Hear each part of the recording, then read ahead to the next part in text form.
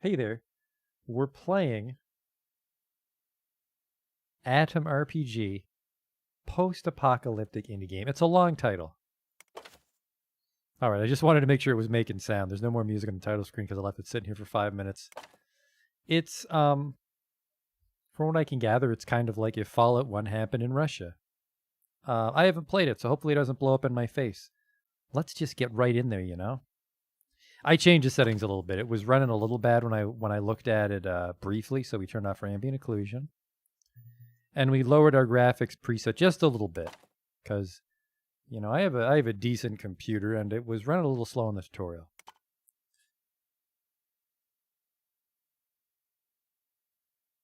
Look at this. We've got our old-timey character sheet. Okay, first things first.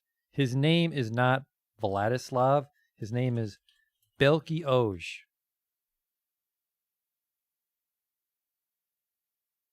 And Belki's actually a Turkish name, I think. I checked the etymology of Belki. It's Turkish. As a cadet in the secret Atom organization, you completed the standard training program and received an education that should theoretically assure your survival in the harsh outside world. Also, you smell. All right, now we need a nice picture for Belki.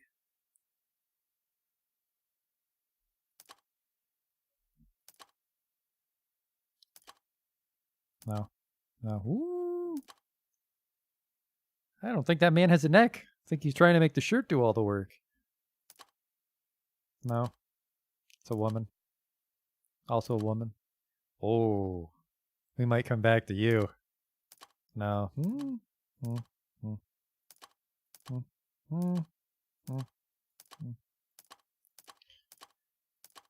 She got some sort of skin condition.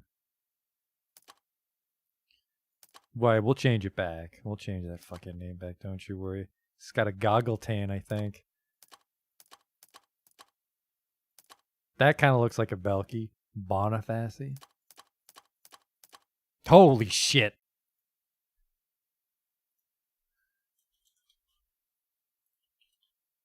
I remembered my biography, but it changed the name. Look at this fucking guy. What do you think, picture? All right. It's Oj. Okay. So we're making him a melee character. All right. We got to free up some points here. Attention. Governs accuracy in ranged combat, gives additional dialogue options, and allows you to spot hidden details in your surroundings. All right. Free up a couple points here. I have bad eyesight. Oh, it's my perception. It's probably fine. Personality affects speechcraft and barter skills as well as general reactions to the player. I smell. All right, let's get that strength up. We need strength and dexterity because it's not the special system. It's kind of the special system, but we need dexterity will determine our AP, and we need a lot of actions in combat to stand a chance. Okay, so intellect I think will affect our skill points. Luck is we're just going to have to deal with it. I wanted a little more endurance, so I'm going to do that. I'm gonna tank the intellect by 1. Intellect 4. Silly. Average. All right, let's fucking tank my luck. I'm cursed. I'm sure that won't. I think it's just my gambling, just my crit chance. We'll live. Endurance 8. Scumbag. Hated. Cursed by stench. What's the point of 2? Might as well go 1. I'm worried about it because it's my initial reaction. So I don't want to walk up to someone. It's like, oh, hey there, important main story quest giver. He's like, you smell, open fire. Oh. All right. We get 2 distinctions. I don't know what the other one is, but we're going to open with glutton. I get +2 endurance. So right away, we get 10 endurance. The pangs of hunger hit you harder than your skinnier brethren, but your huge paunch offers additional protection from danger. Hunger hits you twice as fast. I'm told that it's very easy to get your hands on food in this game, so we're in pretty good shape here. 10 strength, 10 endurance, 10 dexterity. So we're just like this big, fucking nimble Zangief looking motherfucker. We even got the little hat. We might not start with this hat on. That's a problem. All right, we need another distinction. Black belt, all right. You were a martial arts enthusiast from an early age, but never liked firearms. Can I go above 10? Holy shit.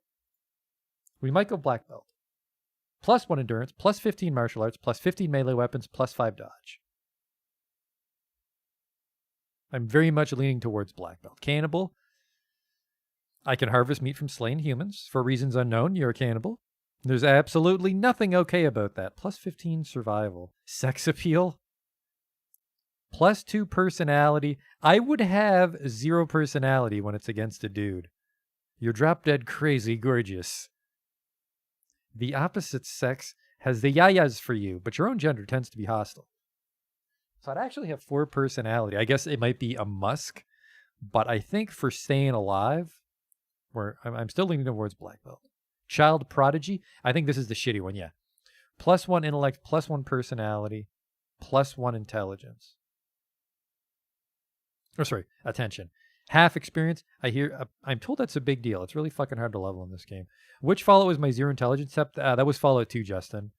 Because, like, the quests are different if you're stupid, and you can't really do it if you don't know what you're doing. Anabolics fan. You used weird chems to enhance your muscle growth, and it shows. It fucks up my intellect, my dodge, and my resist. I mean, that's kind of neat, but we don't want to fuck up our intellect, or that's going to fuck up our skill growth.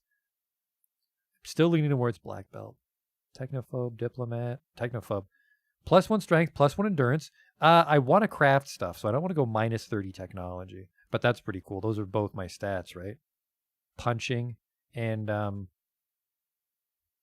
getting punched, diplomat. You're a fearless public speaker and always prefer a peaceful solution. This is reflected in your terrible fighting skills. Absolutely not. You don't need to carry a bunch of junk around with you when you know how to survive. It takes twice as long to go hungry, fucks up my strength, but it cancels out glut. Slick dealer. Money rules the world, and you'd make a bargain with the devil himself if it meant turning a profit. +1 personality, +1 attention, +10 barter. No. You love to lose yourself in the hunt so much that you never get into the habit of bathing or shaving regularly. Bonus damage to animals, and I can skin animals with my bare fucking hands. But it makes me really ugly. I mean, that would suit Oj. Morphine doctor. I'm a drug-addicted intellectual. Well, the first part's right. Hobby engineer. You always love to tinker. Sadly, spending so much time on this hobby in poorly lit rooms was bad for your eyesight. My attention's already dog shit. Hopefully I can find some glasses or something. Glutton. Circus education. An old carny tutored you in his nefarious craft. Fucks up my sequence, which I think is turn order, and we don't want to be getting shot every single battle. Cursed sniper. An old gypsy cursed you for shooting her pet crow. Better perception. Fucks up a lot of stuff. And we're not a shooter, so. Lone wolf. You're much happier on your own. We are 1000% finding companions and bringing them. Shooting gallery fan who use guns. The lucky one. You always breeze through life without even trying. This has its downside. -1 endurance. No thank you. Leader. You've always been a natural leader. Too bad people need so much leading. For every follower, I get +2. Oh, no, I lose dexterity. No, thank you. Unlucky optimist. You're unlucky most of the time, but when Lady Luck does take a shine to you, it's blinding. My critical hit chance up by... Nope. No, thank you. Oh, critical hit damage up, which would be never. So that's a bad one. I think we're going to go with black belt. We're going to go with black belt. 20 skill. Martial arts is almost at 100 right away. Melee involves your skill with knives, axes, and shivs. I mean, I could just start with 100 martial arts right away on this character, and I think that's what we're going to do. Guns, no thanks. Throwing weapons, I'm not opposed to bulky throwing things. Knives and grenades in combat, as well as your effectiveness with all kinds of crossbows. Hello. Speechcraft, not my strong suit. Barter, no. Survival. Your skill at surviving the hardships of the wasteland helps you locate points of interest during your travels, avoid combat on the global map, and you travel faster. First aid. Your skill at treating minor injuries also reduces the chance of suffering negative traits such as alcoholism and drug addiction. We're going to get addicted to a lot of shit. Stealth. That's never going to be a thing because we're melee. We won't get close enough in time. Open locks, pickpocket, tinkering. You know what? Let's just start with all punch. Let the Oge flow through you. Look at that. Health 40. What is regeneration? How quickly your health regenerates passively during resting? 55 apparently. I have 48 hit points, 25% chance to dodge. I have 10 AP. I can carry 88 kilograms of vodka, I assume. Melee damage 5. I gain 15 skill points per level. And I seem fairly resistant to things. I do not crit you, though. That's the one thing Belky doesn't have going for him. He also loves to eat, remember. Let's go. Clothes kit. Good old sweater with reindeer decorations and thick cloth pants. A green military jacket and pants belonging to an unknown army regiment. A sleeveless shirt and army pants. Best choice for an action hero. That's me. We'll put on normal difficulty. I've never played this game before. There's some music.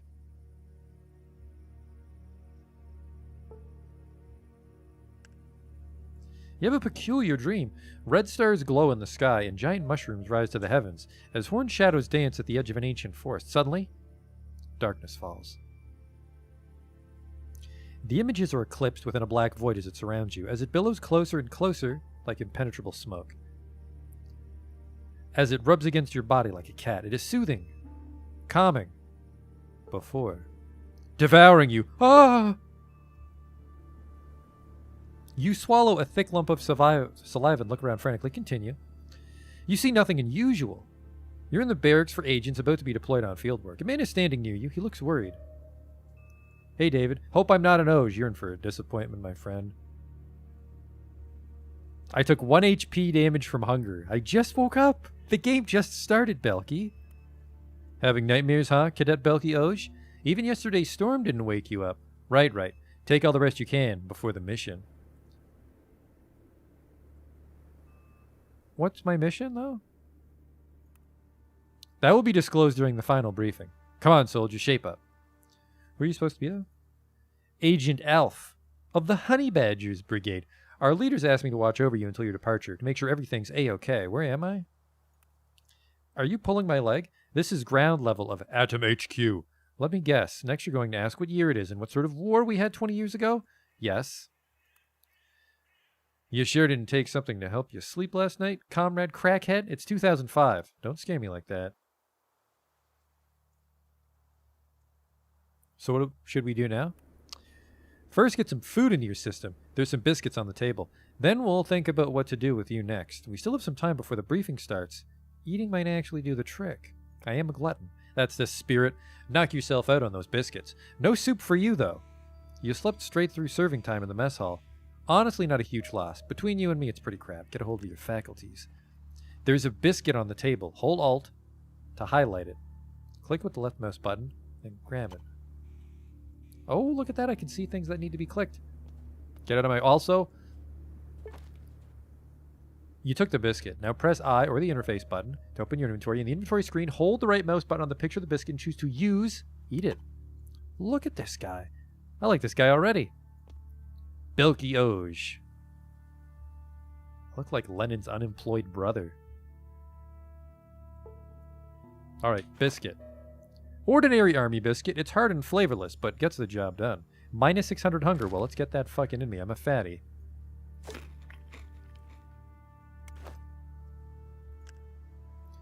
Let's get out of the barracks first. Go on. Okay. You yawn as you enter the next room and stop before a closed door. The agent scratches his unshaven neck. Wasteland habits never die. When I get under a roof for shelter, I always attempt to barricade myself in. Like with this door, for example, I locked it on instinct. Never even bothered to remember where I stashed the key. Can you take a quick look around for it? You're a weird fella, aren't you? I'll see if I can find it.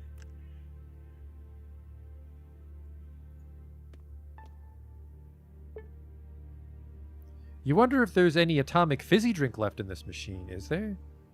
Apparently you just click it. I take a glass. Oh shit. I can use it, right? Okay.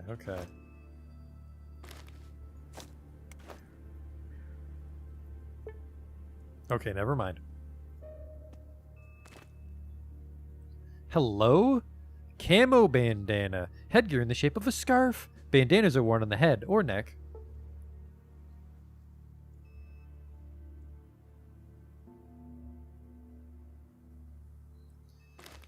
Sure. Yoink. Oh, because we can rotate. Nails? Sure, why not? You can eat those in a pint, I'm sure. A spoon. And a sharpening stone. A stone used to grind and hone the cutting edges of tools and implements. Okay. A coin. A special coin that can be used to buy some atomic fizzy drink. Holy shit.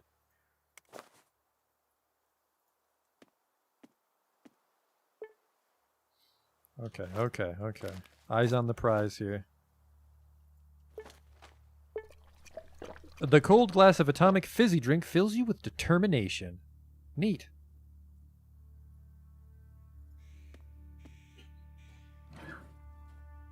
A barracks key. A small neat key which opens the door to the Atom barracks. Yoink. Open your inventory and hold LMB on the key and then drag in slot 1 like the coin. Way ahead of your game.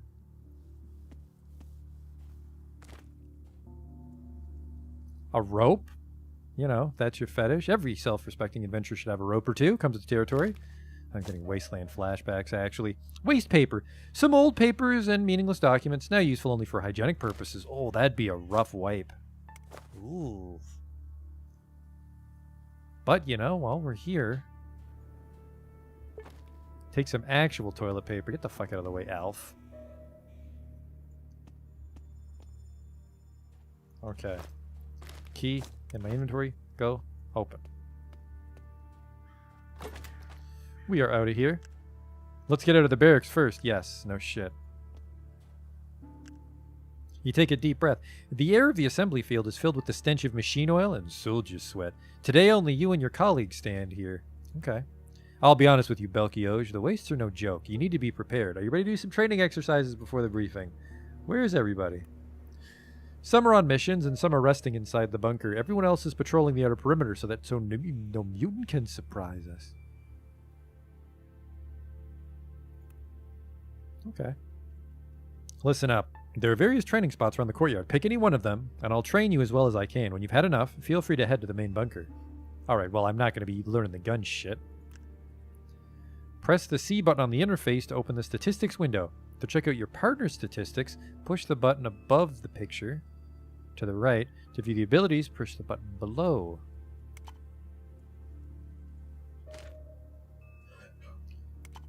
Alf. He's level 7. I'm level 1. Ability tree. Oh! We'll worry about that later. Get me out of here. Ugh. Statistics. Okay, that's... those aren't important statistics.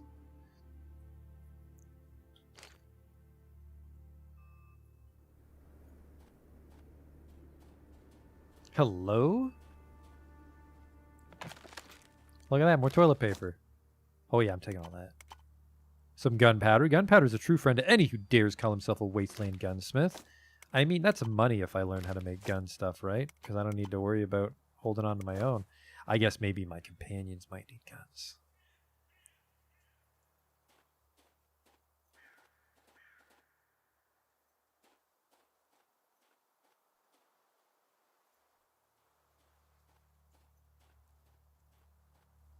A little cooking station.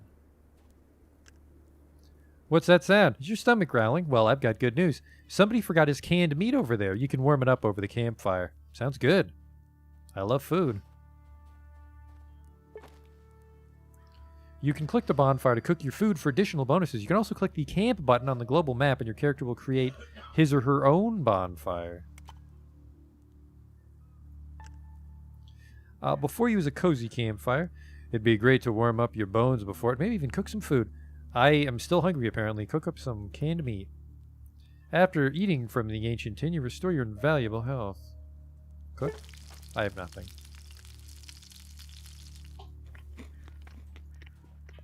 Oh, here we go. That's the entrance to the bunker. You can skip this whole training nonsense and wait for the briefing there. We want to go here. We can spend some time in the ring if you want. That'll get your blood pumping. All right, I'll fucking show you how it's done, Alf.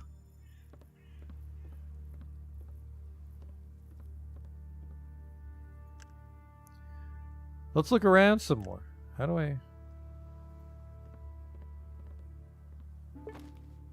Maybe I just start swinging. Or do I gotta talk to the sign? Boxing ring. Alright, now how do I fucking...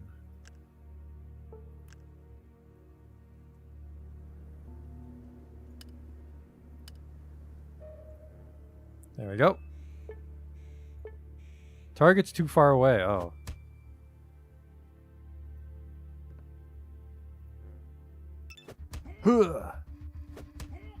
Just fucking start swinging. That was all I can do. He's injured. That's a good sign.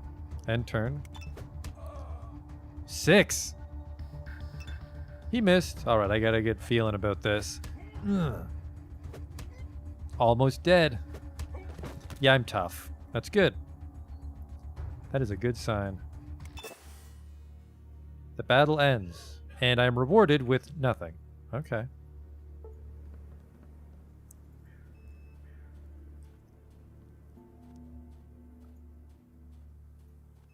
Oh, I'll just take this. Oh, training pistols. Rubber bullets. I mean, I don't really need to know how guns work. Training rifles. Got a grenade range here. Hey, some of the guys seem to be resting here. If you want, we can ask them for a quick sparring match. Just don't forget to grab one of the guns first. Okay, let's train. To give orders to companions in combat, hold left mouse button on him or her and pick the command you want. You can skip a turn by pressing space. I mean, I'm not going to do that. I'm just going to go punch him. Bilky Oj. Huh. He dodged a bullet. So, nope. So did I. That's much more impressive at that range. You fucked up. Spastically clutches at his bloodied face. I don't keep anything from here. That figures. 5 damage from 1 in the face. That's pretty good. Hey, whoa, hang on. An aimed punch. Okay. Eyeball. That's his face. Arms. Okay, I can't punch him in the dick. I don't like that.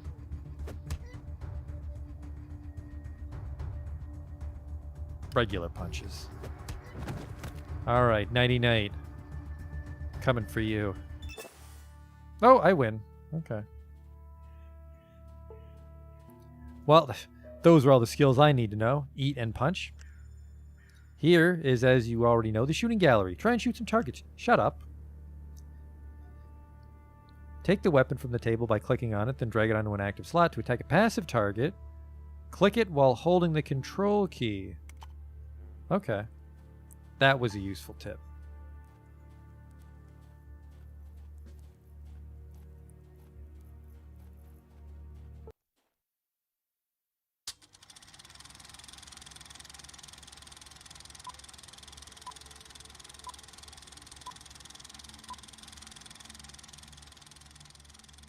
Atom, a branch of the Soviet Army created long before the war, caused by the imperialist conquerors.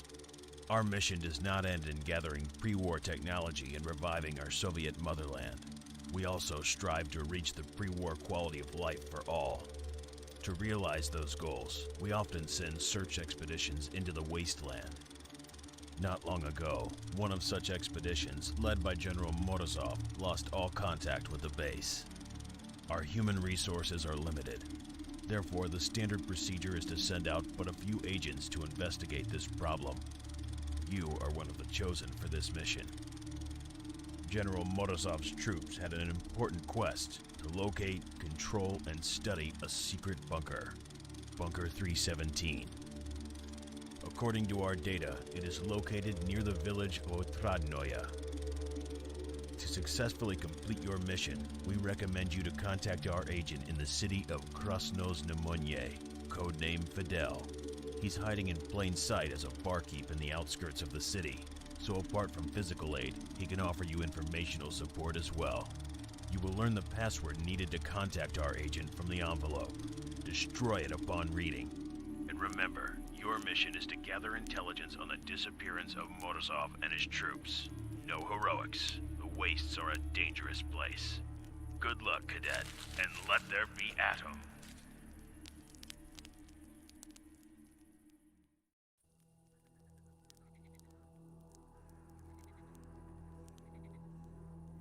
The sky's so clear in these parts, I could lay and look at it for ages. What's the password?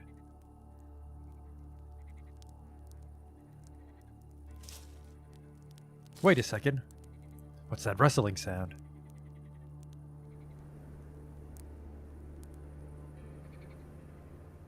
Oh, camera's on a little adventure here. A well-built man in his 30s emerges from the uneven shadows dancing around your campfire. He's dressed in a musty khaki uniform. Well, hello. You seem like friendly people. Well, well, well. What do we have here? Hope I'm not bothering you, comrade. No, just camping. The man stops before you and rubs his hands as if to warm himself, or to show off a formidable set of brass knuckles on his left hand. You look like a tourist, man. Nice tent, clean clothes without holes or tears, so much other stuff. The man whistles at all your equipment. Must be difficult carrying such a load of stuff around. The stranger's face breaks into an ominous smile. You know, me and my pals could help you. Well, not for free, of course, but for a very reasonable price. What say you? You finally notice the other figure standing at the edge of the firelight. If you still had any doubt about what's transpiring, it's painfully clear. You're about to get robbed.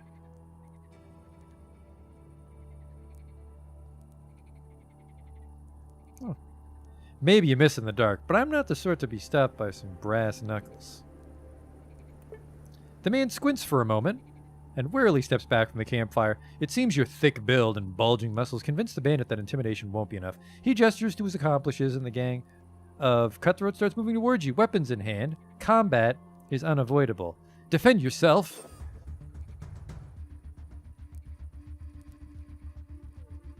I think I'm just gonna get fucking rushed no matter who I go for.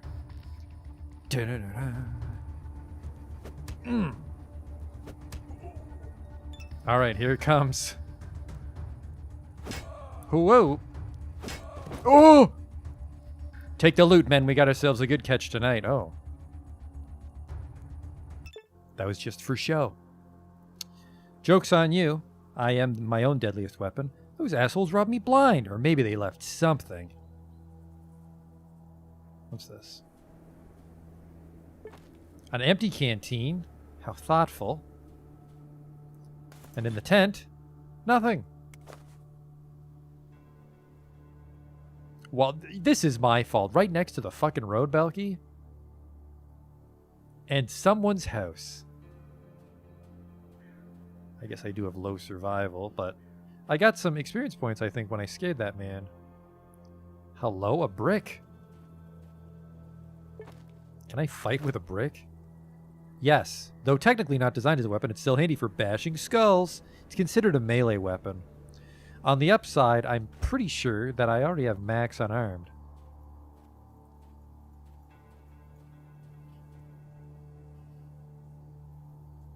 Just started playing it recently. Well, this is... I just started going in blind, so we're flying by wire here. Oh. A log.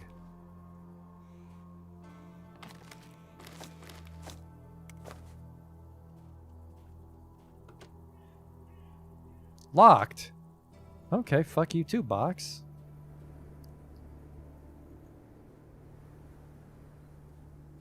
Let's just be on our way, I guess. Oh, hello?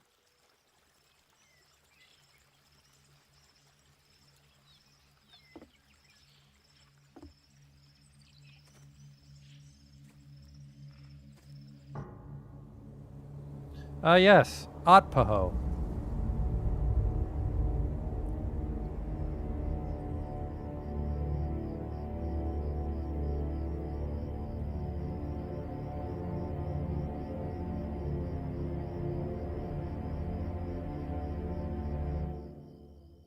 Wasn't it just fucking daytime? Locks can be forced. Son of a bitch. Greetings, comrade. Who's there? It's just me. Before you stands a strongly built man of about 30. He's wearing a weathered military jacket and holding a large gun. At a glance, he seems like the affable sort and would probably welcome some conversation. He's absently chewing a blade of grass, but upon seeing you, livens up at once. Hey there, comrade. Hello. The man coughs and spits out the grass, then lets his rifle hang by its handmade leather strap. Nice to meet you. Name's Yan. Can I ask what brings you to our village? I'm looking for Fidel. Someone who lives here. Not really. Who may I help you? I wanted to ask a few questions. Oh. Tell me about your village? What do you want to know? Where can I buy some weapons? Drugs. Brain weapons. You should pay Konstantin Albertovich Mikoyan a visit. He's our doctor. Just call him Konstantin or Mikoyan, whatever suits your fancy. He's an educated person. Everyone respects him. He's been practicing medicine since before the war, so he's the guy to see if you need patching up. Nice. Weapons, I guess. The trader Yashin is the village gun dealer. He's a nice guy, but his goods ain't cheap. A real goddamn capitalist if there ever was one. On the other hand, he pays hefty taxes and helps the town guards maintain their weapons. Even if you don't need a gun, you should drop by and talk to him. He moved here recently from the city. I bet he'd love to chat with a traveler such as yourself. His shop is outside the gates on the left. I might do that. How's life? This is a great village. It was founded right after the war by our headman, Comrade Kovalev. He and the first settlers staked out the land and around an old oak tree, which to this day is the center of the settlement. That tree's our main attraction, like a village mascot. You probably won't believe it, but I heard people were running around everywhere after the bombs fell looking for food and water. There was nothing to find but dust and burnt ash, but here they saw this oak and clear running stream nearby. Pretty strange if you ask me. He smiles briefly, but then his face pinches up to a pout. The man looks like he's sucking on a lemon. But the life itself, it's rotten, honestly. We're in the drought season now, getting raided all the time. The bandits come each month to demand money. We tried fighting them. We tried making peace with them. Nothing works. Do you mind, dog? Too strong. Nobody could help you? We sent a man to Krasnoziemeni once to hire a few mercenaries. He took all the money we had, but only bought 7 men. They looked plenty serious and tough with their fancy guns. Proud. I wish I could tell you to draw off the bandits or simply kill them, and the harassment stopped. Wish I could tell you that, but life in the wasteland is no fairy tale. The bandits killed all 7 of them, and the following month the extortion fee went up. They said since we obviously had money to pay for mercenaries, we could afford to pay more. That is shitty. Feel free to come back and visit. Gets pretty boring just standing around. If I have time. Before you well, come on. We just spoke. What's this? We remind you that you should not attempt leaving your town or village. Also, never to open your doors to strangers. Also, please keep a gun handy just to be on the safe side. What's going on over here? Also in the news. A telly. Leading experts, so-called mutants. What in the world is going on here? Before you stands an aging man with an old rifle in his wrinkled hands. He looks at you with mostly concealed interest. Hello. Hey there. Ask away and I'll try to get you some answers. Man, everyone in communist Russia is so friendly. I'm a stinky piece of shit and they still want to be my friend. What are you guarding? It's the village treasury. We keep the taxes we gather here and use them for the common good. You got any funny ideas, my friend? I don't recommend trying them out. I may be old, but I'm a great shot. I don't mean you any harm. Tell me about yourself. What's there to tell? I'm a simple man. The one thing that makes me special is my aim. I can hit a radioactive spider in the eye socket from 200 paces. That's right. I don't like to brag, you know, but for many years now, I've won the local top marksman contest. Good for you, my man. Can you spare some more time? What's new around the village? All is well. With our head, there's no time to be lazy or sad. He's a great man. I believe in him. Our whole village believes in him. And this faith is what keeps us all together. Everything is fine. It's fine. Okay. Heard any rumors? They say plenty of monsters are seen in the south and the north. Giant spiders, wasps, and even more dangerous things. Some even settle near the village. I don't know whether they can breed. If they can, we're in trouble. Sounds dangerous. See ya. Oh, who's this? Got a little hat. Before you stands an old man in an old and battered but clean jacket. He looks around 60, but hale and hearty for someone living in the wastes. Hello. It's possible his real age is closer to 70. His strict face is graced with a brush-like mustache. What do you need, comrade? Who are you? I'm very busy. Fuck off. He turns away from you, letting you know the conversation is over. Well, guess you gotta go back to a busy day of sitting, huh? Think you're the gun dealer. Right, let me just check that. Mata N? That's not how you read Krillic. That's the joke. Before you stands a thin, middle-aged man. A slightly forced smile appears on his bony face when he sees you. Oh, Ray, yeah, it's supposed to be like a Fallout-style game. Good day, good day. Guns of all kinds for your perusal. Dog, I swear to Cowboy Christ. Guns of all kinds for your perusal and pleasure. Pre-war or hot off the workbench. Rifles, shotguns, and pistols from the best gunsmiths in the wastes. All my weapons are the highest quality. If it explodes in your hands, you'll get your money back guaranteed. How about a discount since I'm new in town? I think I have bartered 20. I'd like to ask you some questions. The trader seems a bit underwhelmed, but maintains a smile in case you might still buy something. How's business? Fair. You must know that everyone in the wastes needs weapons. They're invaluable. How far are you going to make it running around with a shiv? Hopefully very far. I'll tell you, as far as the nearest tavern, where the peasants will bash your skull in with shovels, or the nearest ditch where the wild dogs will finish you off. How does one avoid such a sad fate, you might be inclined to ask? By purchasing a quality firearm. And where might one purchase an item of such quality, you might inquire? Why, right here, of course. Feel free to check my math on that one. Can I ask you something else? I'm listening. Tell me about yourself. What's there to tell? Before I came to this village, I worked in a large city to the south. Krasnoznameni. Life's really bustling there, like a real regional capital. When I got tired of the city life, I came here for some fresh air, and that's that. There's a hint of regret in his voice. There's clearly something he's not telling you. I see. How's life in the village? Full of hopes and dreams. No, seriously, there's great potential in this place. What it needs is a real workforce and proper building materials. Did you know there used to be a huge metalworking plant and a coal refinery nearby? The area had a real industry. But any progress was brought to a halt by the local crime bosses. The villagers are a different problem. Apathetic, though nice enough. They dig in the dirt all day long, but never stop to look at the stars. There's no commerce in their veins. Oh. Heard any good rumors? One of my relatives is a caravan driver. He works everywhere from the Red Partisan area to the Khrushchev Badlands. Well, he told me there's this abandoned town plagued by strange anomalies. Anyone staying there overnight will have terrible nightmares. Worse, green lights can be seen flickering on the top floors of all the buildings, and people hear voices. Dog. That's not even the scariest part. He told me his caravan had a boy in its crew, Marvin, one day. Marvin comes up to my relative and says his pal is calling him from a nearby basement because he found some pre-war tins stashed down there. My relative gave the kid the okay and then forgot about it. But the kid never came back. Some men from the crew went down into the basement the kid was talking about, and all they found was a fresh pool of blood.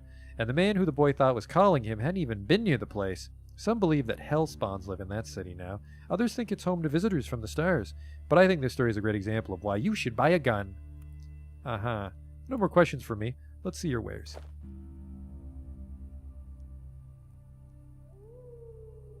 I've got a spoon if he's interested.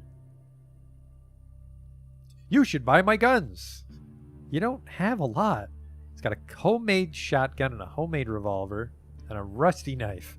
Though this blade can still be used for cutting and stabbing, it does so poorly, but if you lose the fight, it may give your opponent blood poisoning, exacting revenge from beyond the grave. Though not factory approved, this weapon is still pretty dangerous. From gun-toting hobos to former soldiers storming a bandit hideout, you can find this baby just about everywhere. The revolver, even though it looks like a museum piece known only to history buffs and avid readers of Jack London, this flintlock revolver is of recent manufacture. Teaches me how to create buckshot ammo for a zip gun. And that's salt. Before the war, salt was used in both food and production. Now the people use it to preserve food. Maybe you'd like to make a purchase now? Yeah, I don't know. Goodbye. Just a regular shop. I need food. I'm a hungry hippo. Ah. If it isn't the Zap Yabiku. Hello. Are you Fidel? Before you stands a plump, red-faced man of around 25 with a neatly trimmed beard. He's wearing a white shirt with some rather short shorts. In his hands there's a clean towel he uses to swat annoying flies. Upon seeing you, the man gives you a wide smile. A customer! Welcome to the tavern. You travelers sure keep on coming. What do you mean? Well, you're here right now, and not long ago an armed band came through the village. People with guns usually mean trouble in these parts, but they were nice and civil, just like real army men. Go on.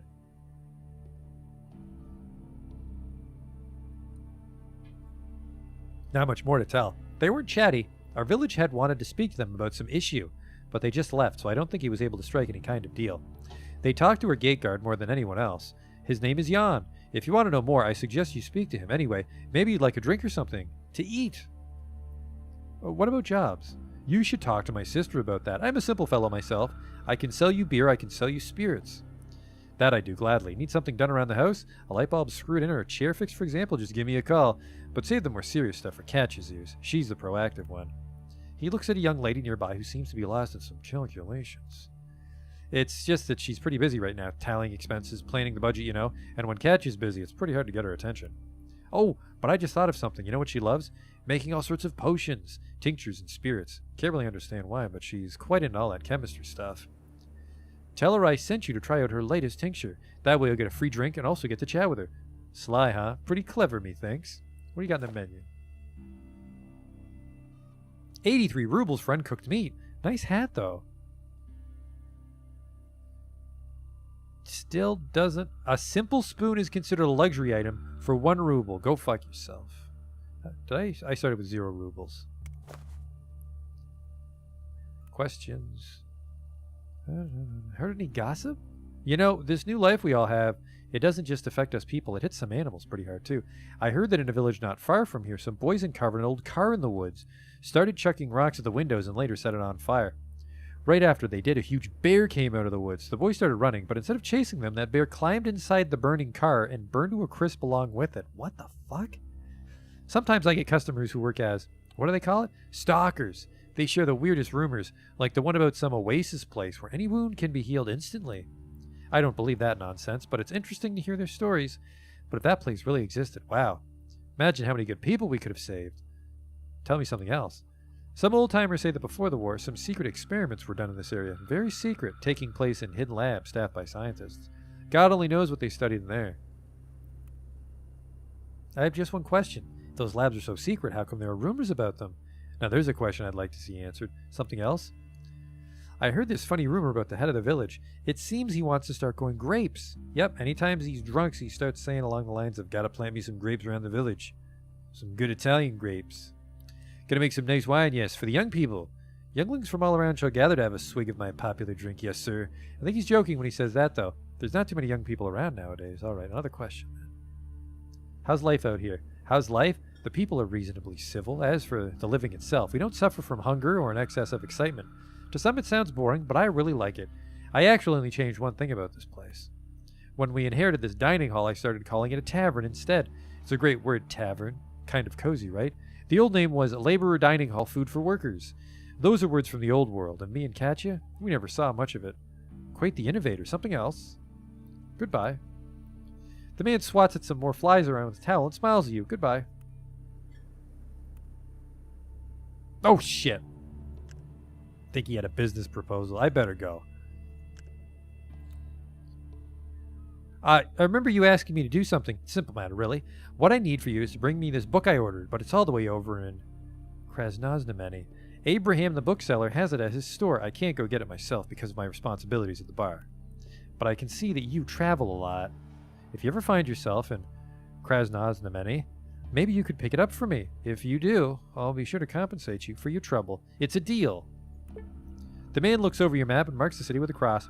I probably should have double-checked. It's like, what's the book about? It's like, oh, how to be a pedophile. It's like, oh, I can't grab that one for you, man. Thank you so much. Here's the receipt for the book. Show it to Abraham and he'll give it to you. We'll just double-check if it's a baddie book. It's a formidable cursive are the words, the owner of this document, Rajenko VA, or his legal proxy, may obtain a copy of The Lord of the Rings. Okay.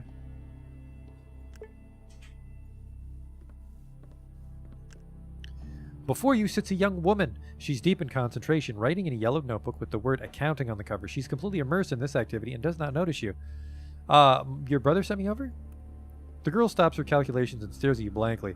After a moment, she blinks, smiles, and tucks her tiny pencil stub right behind her ear. Great.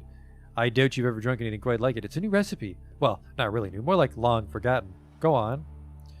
The girl nods and shows you to a dim and cold corner of the tavern. From behind the bar, she produces a clay bottle labeled XXX. Here it is. Drink up. Okay.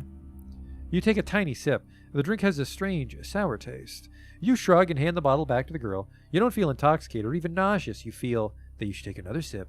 You take the bottle back and have another. What harm can a few more sips do? Now your head begins to spin.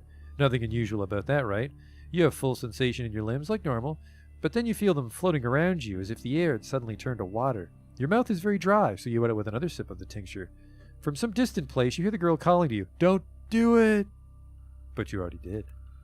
The world around you stops. You also stop, but your mind is racing with thoughts which arrive with exceptional clarity and speed. Why are you here?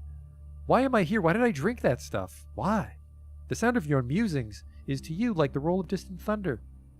It's growing near every second. You suddenly comprehend that what you thought was thunder is actually footsteps.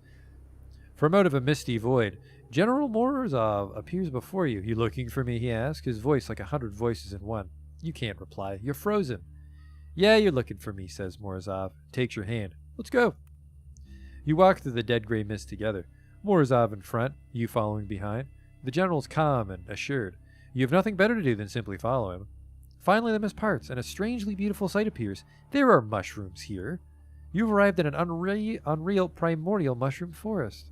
Their huge trunks are thicker than the biggest oaks you've ever seen, their tops spread like giant umbrellas, obscuring the sky. The general continues to lead you onward, weaving his way between the massive mushroom stems. You tour through the fantastic forest, stop suddenly at a truly colossal mushroom, the biggest one of all. "This is God," says Morozov, but you can't see the general anymore because he's speaking from within you. He's talking from your head using your mouth. You're General Morozov. Suddenly, the ground beneath your feet begins to shake, and you almost lose your balance. It seems like an earthquake, but when the shaking stops, you look up and scream, for the colossal mushroom now has a human face. "Bow," orders the mushroom god, and you fall senseless. Your mind turns off for how many hours you don't know. When you finally wake up, you don't feel any of the usual symptoms of heavy drinking from the day before. Fuck! He's alive! He's alive! The girl's holding you up so you don't collapse completely. Your stability's returning as the tincture leaves your system. The bartender, swearing to himself, wipes the sweat from his brow. "How are you feeling?" "Pretty good." "It's a good thing you have such a hardy constitution. I'm so sorry, I made the tincture too strong. How stupid of me. I nearly killed a man. I feel terrible about this. Luckily, I have 11 endurance." We take good care of your stuff while you slept. You check your belongings to discover that you have not been robbed. Miracles are real after all. Real, that's because I thought people were going to be fucking jumping over each other to take my brick and my spoon. Empty canteen, a log I have for some reason. I still don't understand why it turned out so strong. I used my grandfather's recipe as recorded by my grandma, she says, speaking mostly to herself. Anyway, we need to have a talk. Got to be sure your brain completely recovered. Okay. What are you doing? The girl looks tiredly at her notebook. It's quite old, grease-stained, torn at the sides, and covered with dirty fingerprints. Like most things since the war, it's been through a lot. Trying to make ends meet. My brother Vasya and I, we own this tavern. He tends the bar. I do all the math and pay our taxes to the village head. Business isn't great, though. I also sometimes concoct new beverages for our customers. Some I make from old recipes, some I create myself. We distill it and sell it right here. I love that particular job, but I can't be a brewer without taking care of the bookkeeping and taxes, so here I am. I'm looking for work? Everyone's looking for work around here, so I'm afraid I myself can't help. But I could put in a word for you with Comrade Kovalev, our village chief. Ooh. He always has some work to be done. Though he won't do business with someone he's never seen before, and recommending a stranger is kind of unprofessional. Maybe if you'd help me with some chores first, I'd feel better about giving you an introduction. Okay. I'm ashamed to ask, but I need some toadstools. I don't have time to go picking on my own. Maybe you could help me out. Just 5 toadstools will do. They grow on the other side of that fence, not far from here. What do you think? I have no speechcraft, so okay. Who's this? You see a muscular man near the bar. He eats mincemeat out of a can and washes it down with vodka. His face looks familiar to you. Yes, of course. It's another atom cadet you knew before being sent on a rescue mission after the lost expedition. You never were friends, but you still recognize him. His name is Alexander. Pretend you don't recognize him. Hey! The big guy turns to you, squinting a little. Finally, he waves at you. Hey there, Belkioj. Didn't recognize you at first, but now it's painfully obvious. Shrug. Alexander sniffs, looks at the barkeep and the girl at one of the tables. He then whispers to you. It's good that you keep to yourself. People around here are savage. Better not let them know who we are. Lowlifes like these will cut you up in the blink of an eye. You also looking for Morozov and the others? I'm doing the same thing. You were sent before me, though. I just stumbled upon this village not long ago. How's the waste treating you? What are you, my mother? Don't answer. I can see you're not her. Life's okay. Well, it's not the same in my native Georgia, a sweet peach, but it's still okay. You suddenly remember that neither Alexander nor his family are from Georgia, but you decide to keep your mouth shut about it. I'm just so concerned about that lost expedition. It's so important to me to find it, you know? So important. Both for my body and for my soul. I'm actually investigating a lead right now in this bar. I'd share some clues with you, but I won't. Get your own clues, Shav. Right. He's not from Georgia, which worries me. Hunting gear low prices. Hello. You see a well-built, fit man in a faded cap. He's slowly walking on his way, looking at the huts of Outredunoy with interest. A fire-dried paw of a myrmic that sticks out of the man's rucksack waves friendly at you with his every step until he sees you looking at him and stops. Hey, a fresh face in our land. Surprising but true. Don't try to argue with me, comrade. I've got photographic memory. If I say or see something, it's like it's set in stone. But enough about me. Let me hear you speak. You didn't approach me for no reason. Shall we bargain? I have a spoon. Ant salivary gland. Herbal mix. Canned meat. Cucumber brine. Sans pickles. Hair fur. A fang. Spider brain. A sharpened knife. I need a knife to skin animals, that's right. Couple questions. How can I address you?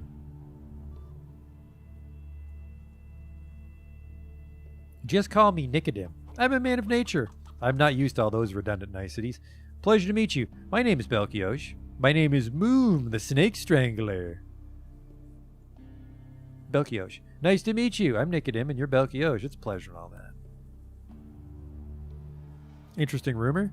Far in the north, beyond the marsh, I often cross paths with another hunter, Nikolai. He's a nice guy, has a respect for literature, even writes poetry, and when it comes to our down-to-earth business, he's also a wolf expert. I myself only hunt wolves when there's no other game around. Why waste time on them? They're like dogs. You take away their fangs and that's it. There's nothing left of the game. Nikolai has clients in Krasnoznameni who needs furs and fangs, so he gets them those. He dragged me into his venture of his once. We went on a wolf hunt together, shot a couple of them, but it took us longer than we thought it would. We had to go back really late at night, and the forest in this area is really entangled, you see? Okay. It's midday. It's twilight there because the crones of the trees let in the sunlight only through an occasional hole between the leaves and branches, while in the late evening, as was our case, it's pitch dark. We had to move pretty much by touch while carrying our load to the glade where we'd pitched our tents. But we finally got out of the thicket. I just froze. My God, it was so beautiful there. In the day, it's just a regular glade. But in the night, when the star Hesperus has appeared in the sky and is sailing through the thick clouds, pouring its silver light on Earth, it's a totally different picture then. The dew on the grass sparkled in the starlight. The water in the spring was like a diamond snake. It murmured and winded around the roots and stones. It all made me stop in my tracks. Suddenly, Nikolai poked me in my side. What did he want? Look, he said, you're not the only one charmed by the scenery. I recollected myself. I looked where Nikolai was pointing and saw a silhouette of something lying just a couple of meters away from my tent. Its shape resembled that of a wolf, but that wolf was lying on its back with two pairs of its thin legs in the air, while its head, bent at some unnatural angle, was facing due east. Looking at the sky, at the crones of the trees illuminated with silver light, at the star, motionless, but its fur was all raised as if it was aiming upwards. Tell me now, why wouldn't it... No, what the fuck? I shouted. The silhouette jumped up and ran into the forest, on all four befitting for a wolf, but with its head still raised almost vertically, as if its neck had been wrought. Some people may shrug at this and say maybe it's just a mutation. The wolf was born a freak. But listen to what Nikolai figured. The hunter clears his throat and, stretching his arms with his pathos, pronounces with emotion, the years go by and ages pass, but living creatures are no dream. They keep on living and surpass the laws that once were true, it seemed. I even learned it by heart, that's how much I liked it. It was a new moon then, and I noticed that on the days when the moon renews, my brain really begins working 100 times better. That's how it is. Okay. Wacky. Well, gotta go. Who's this? Before you stands a tough, hard-looking man, age around 45. He's wearing an old sunburned shirt with short sleeves and hardy work pants. Oh, what the fuck? Who is that? I gotta go. You there. Before you stands an old woman leaning on a cane. She's wearing a black dress and a black headscarf. Under her black eyebrows hide her black eyes, still sharp and revealing the glimmer of youth. Hello. Heard any rumors? Rumors? I'd be better off if I hadn't heard them. Before it all, there was another life. Me and my husband, we were given a set of silverware for our wedding. It was so amazing. Oh, such luxury it was. But nowadays, beautiful things that once were loved are worth nothing. I heard that in some village far away, some man made a whole lump of tellurium into nails. Such a waste of precious metal, young man. Oh, the humanity. Uh-huh. Tell me about yourself. I may not remember how old I am, but I still remember my life, and I would not part with its story to someone I don't really know. Okay, get the fuck out of my way then. Other side of the fence for some mushrooms. I think that means I gotta go... Oh, hello? Nope, that's just garbage.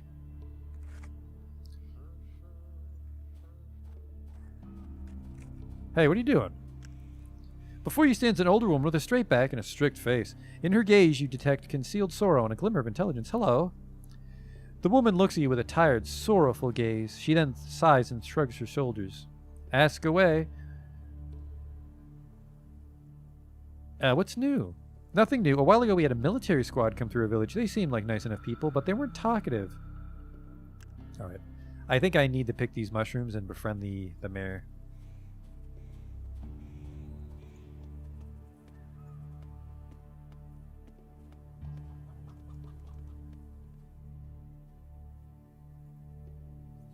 If I was a mushroom, where would I be? Oh, our first encounter! Fucking prepare yourself. Ugh. Okay, that's a good sign. Oh man, can I just scoop some meat out? No, I need a knife. A bumblebee.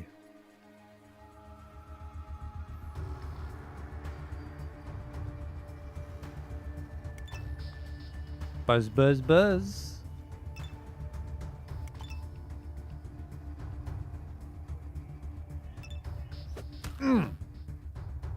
You little shit.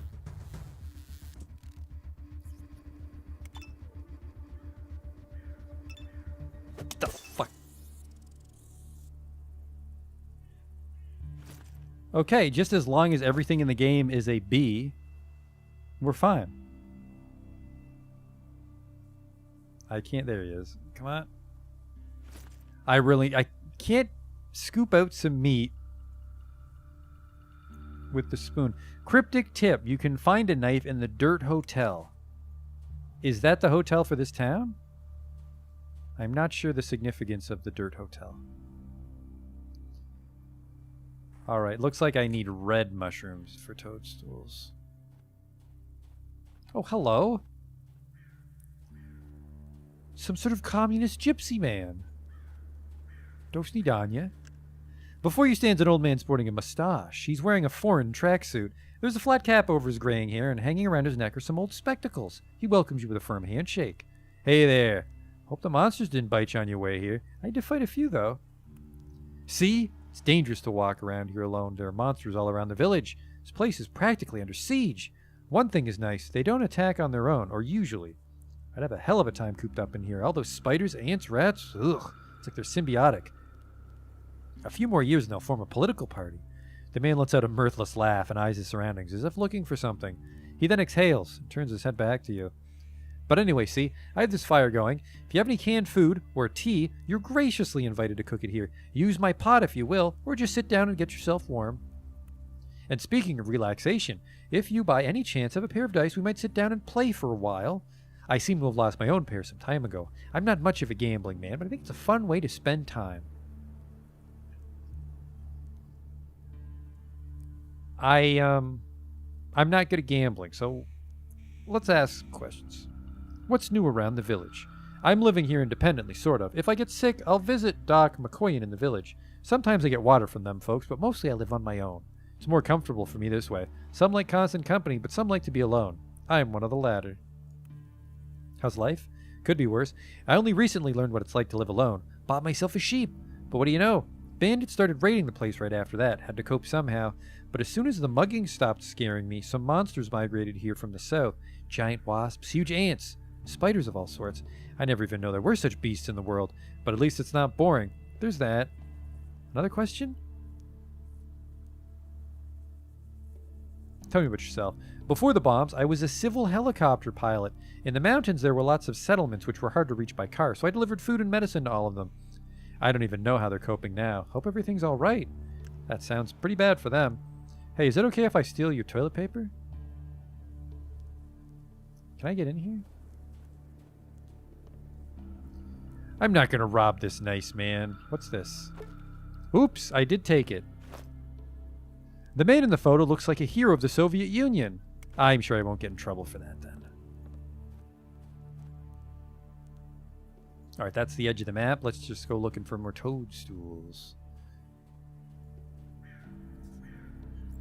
Oh, there's a rat. Come at me. You little shit. Ooh. Tougher than he looks.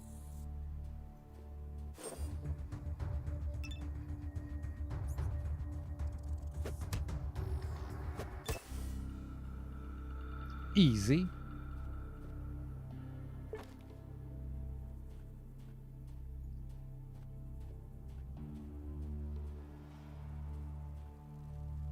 All right, there's the other way out of town. Oh, hello? Oh, it's just another wasp.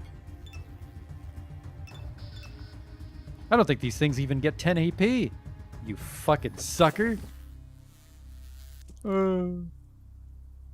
Is there anything on? Yeah, it looks like I might need a knife even to get anything from a wasp.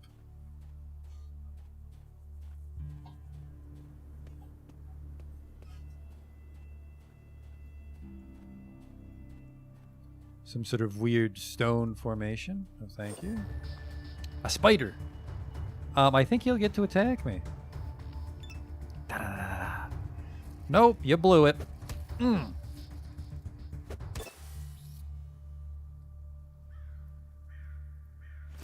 Still nothing. I saw the toadstool though, didn't I? Oh, there's a bee. A wasp. I keep forgetting what they are. You know, I'm here. Just let's fight. Let's throw down, my winged brethren.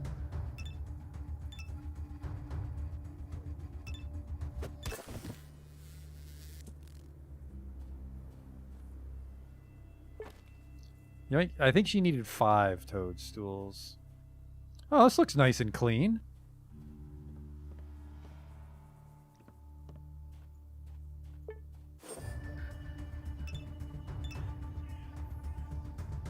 That's nice of them to always stand right in front of me. I don't know if I can attack diagonal. I must be able to. It's 2017, I think this game came out.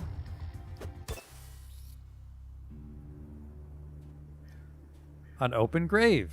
Okay.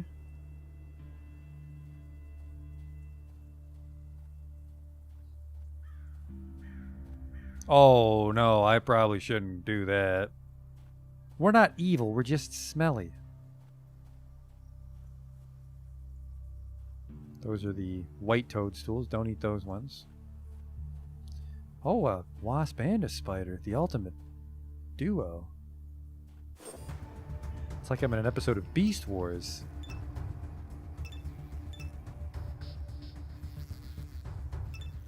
Look at you getting a fucking swing off.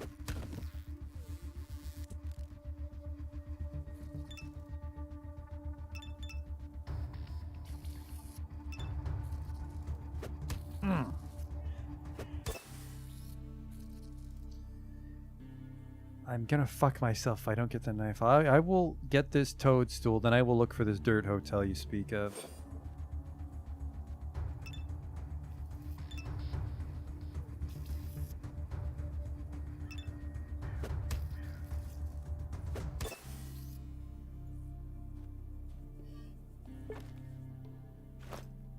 Four, I need one more. There it is.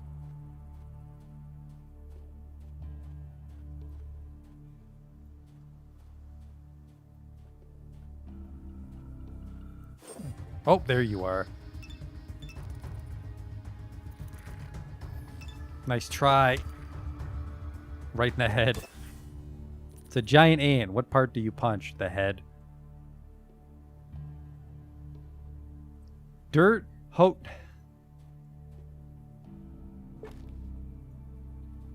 Now, where I come from, Canada, that's not what we call it.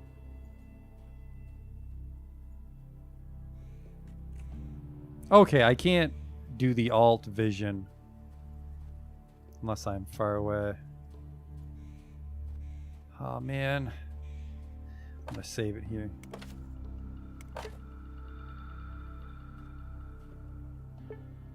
Without a shovel at the ready, you can't. That makes sense.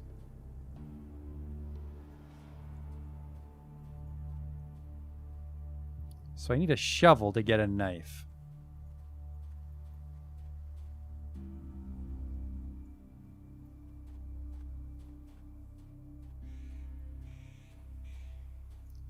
Maybe the doctor has a shovel.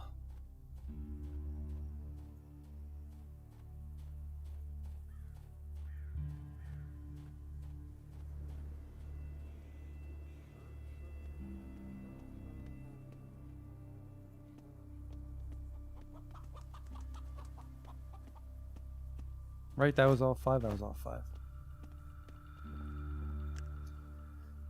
I got your toadstools. Good work. I'm proud of you. Let me see. You hand her the mushrooms. She scrutinizes the fungi with a professional eye and, satisfied with the quality, smiles broadly.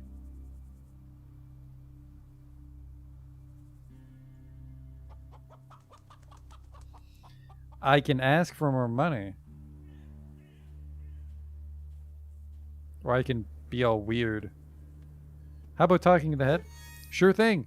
I'll write a note to Comrade Kovalev right now with my recommendation. Give it to him personally, since I'm sure he'll want to talk to you. He lives to the left of the bar entrance. A new level.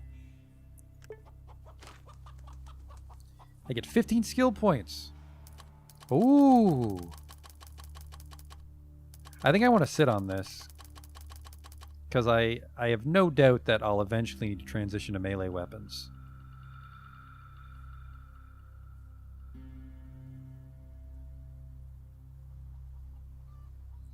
But I guess we have other stuff. Okay. Never barter or gamble. Not very speechy. We don't got to worry about guns. First aid, though, maybe. Stealth, no. Lock picking, we can force locks, I'm told. And we're super tough, so that should be easy. Pickpocket, no. Technology. Tinkering. I think we want tinkering. Forget it. Let's just go all in on martial arts for a little bit longer.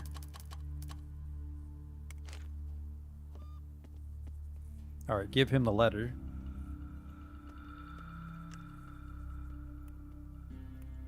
I have this letter of recommendation from the tavern. How am I liking it, Wags? We just got started, so I'm not really in the thick of it yet. I don't know if I could give a verdict yet. I haven't been fucked yet. So. Interesting. Let me take a look. Comrade Kovalev quickly scans your note. You notice that he holds it very close to his eyes. It seems like his vision isn't what it used to be. So, Kacherydchenko believes you can be trusted. Maybe so. In any case, you made an impression. That is recommendation enough for me. So about that job? Yes, the job. The head cracks his knuckles and looks you over, finally coming to a conclusion. Maybe I do have a job for you after all. You've probably already heard about the bandit gang that terrorizes the village. I have.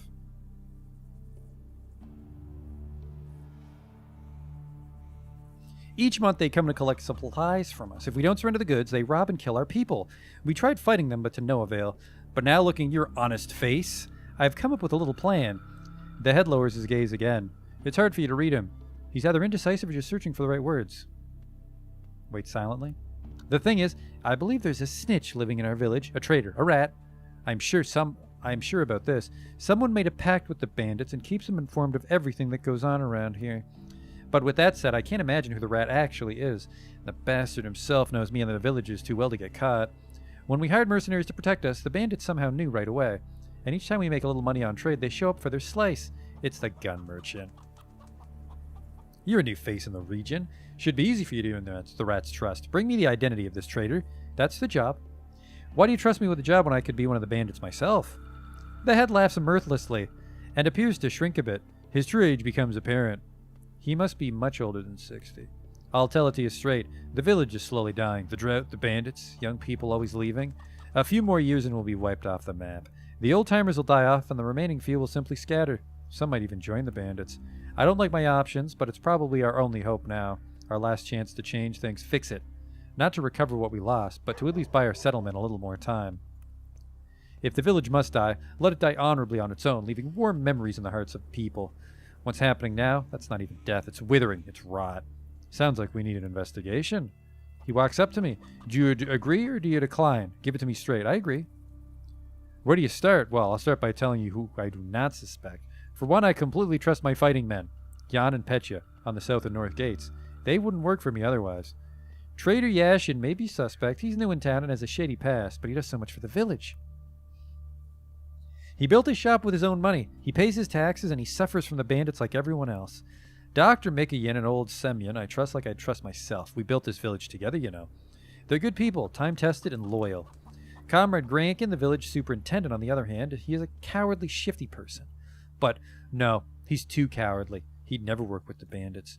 It's much more profitable for him to keep his post in the village. The bandits would probably shoot him for laughs if he tried to talk to them. Katya and Vasya Rodchenko, the owners of the tavern, have no reason to be snitches. They'd never do anything like that. And the others? I just don't know about the us. Could you give me some clues?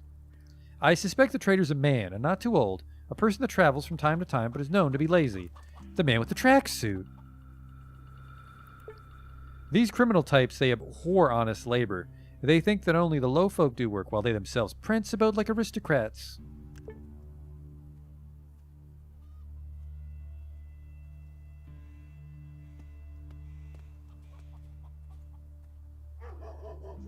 Where's the doctor? There it is. In the mini-hecht. Hello. Chef's hat. That makes me very uncomfortable. You see a thin, slightly stooped, but otherwise well-built, middle-aged man. He's dressed in a dusty lab coat with the sleeves rolled up and a gray cloth hat. Yes, are you the doctor? Bullseye, young man. Dr. Mikayan at your service, but you may call me Constantine. I'd like to buy some drugs. Holy shit, the photo of the man from the Soviet Union. 7 rubles. Go Russia.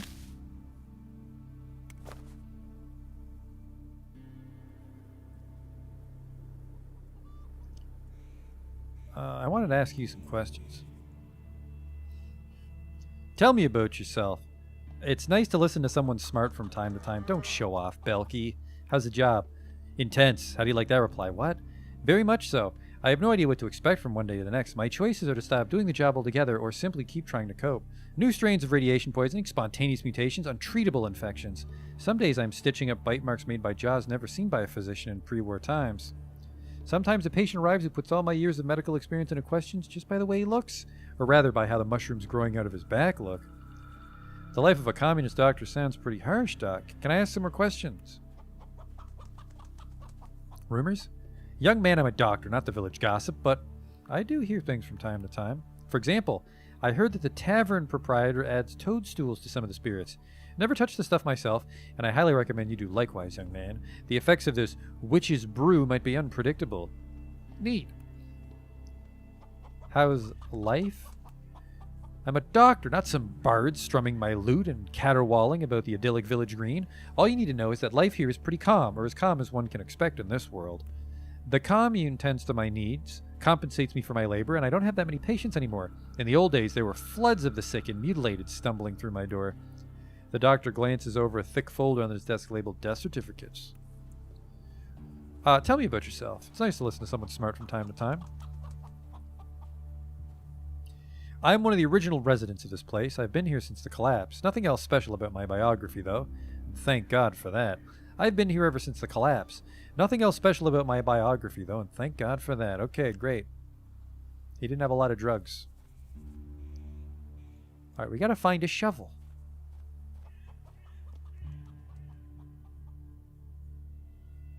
Maybe this dumpster. That's where I'd put my shovels. Ah, tin can. One might think an empty tin is nothing but garbage, but it's not. Okay. I'll take your word for it, tooltip. A generator. The engine isn't working. Okay.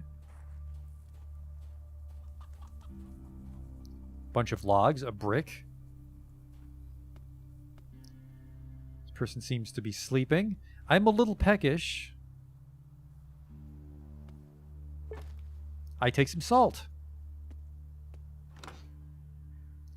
Toilet paper, some soap. You can't tell if the soap is pre-war or modern. Whatever it is, soap is a luxury item these days. Most wasteland dwellers use less sophisticated methods of cleaning themselves or simply don't wash at all. I should fit in then. Toilet paper. People in post-war Russia take shitting very seriously.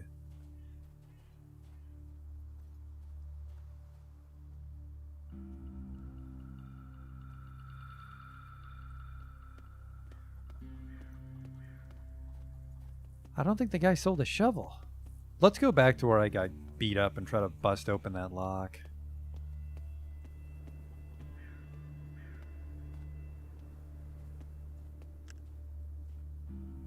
Got a shovel?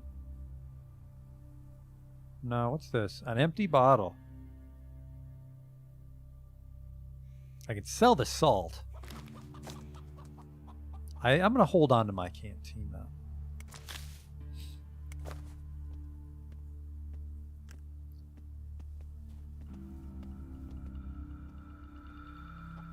I'm hoping we can get the knife, and then we just bare-knuckle box animals and sell their fur.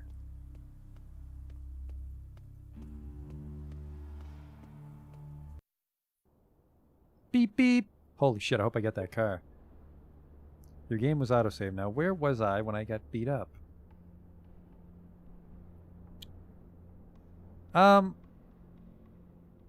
Nowhere, apparently. I don't think I can ever go back there. It's a neat little map. What's this?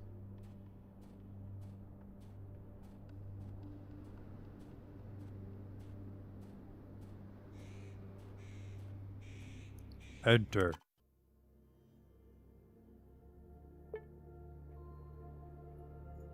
Hello? You approach a small fortress. A mustached soldier at the gate raises his hand for you to stop and lazily switches off the safety on his gun. Stop right there. He lowers his sunglasses and scans your person suspiciously. Do you have papers? What? The soldier puffs a cloud of smoke in your general direction, raises his sunglasses to their accustomed position, hiding his eyes from the world.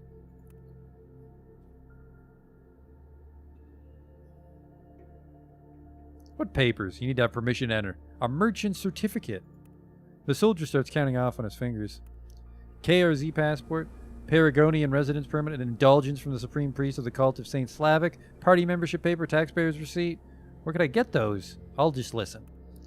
A good sketch of a thoracic x-ray, great Ufuzio seal, the mark of a blood relative of the northern barbarians, Daniel the prisoner's papyrus scroll, the buried temple's papal bull, an intestinal microflora test certificate, an Adam student's transcript showing straight A's, an M.J. Kurtisov protective ban, a reference letter from the monarch of the Urals, a northeast despot Sidorovich's unhewn torque, a shorthand record of the secret Sejm plenary session, a token of respect from the Khrushchev Badlands, the seal of Nepratsukvas trade cartel, an award certificate from the Akademgodorak Sufis, a certificate of martyr status from the EEO Spinning Rabbis, a honey scroll of honor from the National Beekeepers Association, a pheromone book from the Ankestalled Mind Myrmidel, the ECM song Crack Willow, written in binary code, the Latgola Tribe Memorandum, a prayer rag from Magrub, the Heavenly Mandate, tablets of the mystics from the Baltic Shore, the Orange Catholic Bible, the secret book called Nagasta Kavada Kavakis, and a copy of the 1,000 Laws of the White Pygmy Pupala Mountain Tribe.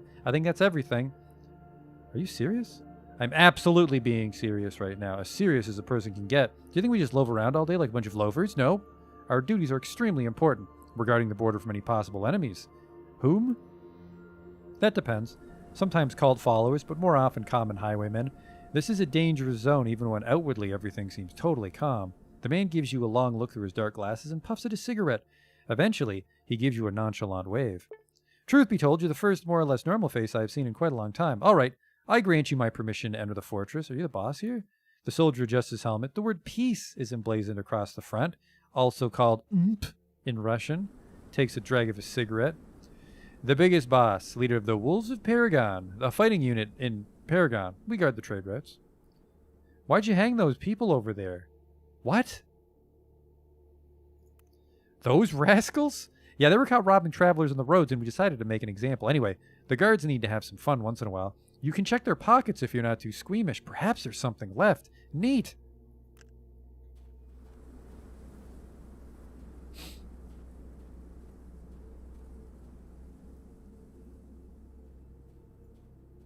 Free shit. Hey, a spoon. Some pre-war wires quite valuable in the waste. Hello? And actual rubles. How many rubles? Right now I possess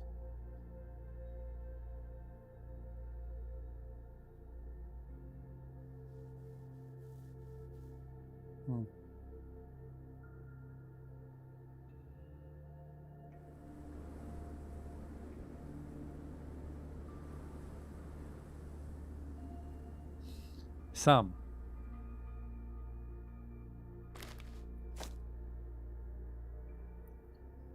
I have some rubles.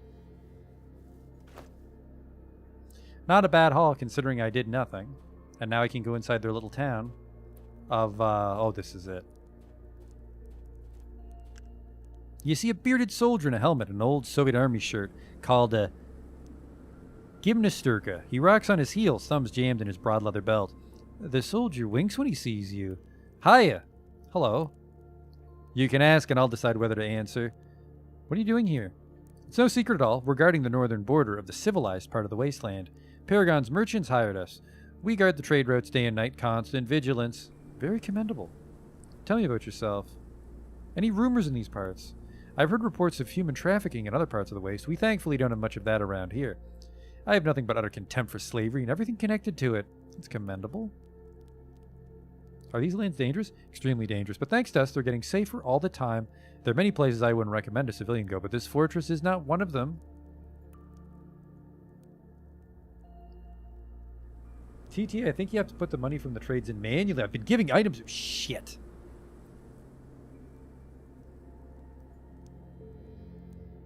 Okay, time for me to go. Are you a merchant? Oh, you're a burger time looking fella. Happy-looking, pot-bellied man is hunched over a makeshift barbecue, keeping one eye on the suspicious-looking meat on the grill and whistling a jaunty tune. When he spots you, the cook's expression slackens to one of intense boredom. Apparently, your grim persona doesn't impress him much. Looking to make a purchase? What do you have? Yeah, I have no money. I fucked up. I have a single ruble. Okay.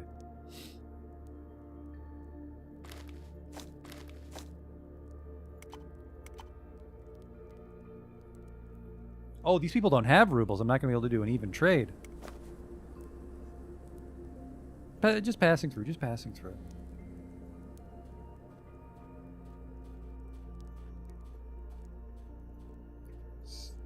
Still don't have a shovel.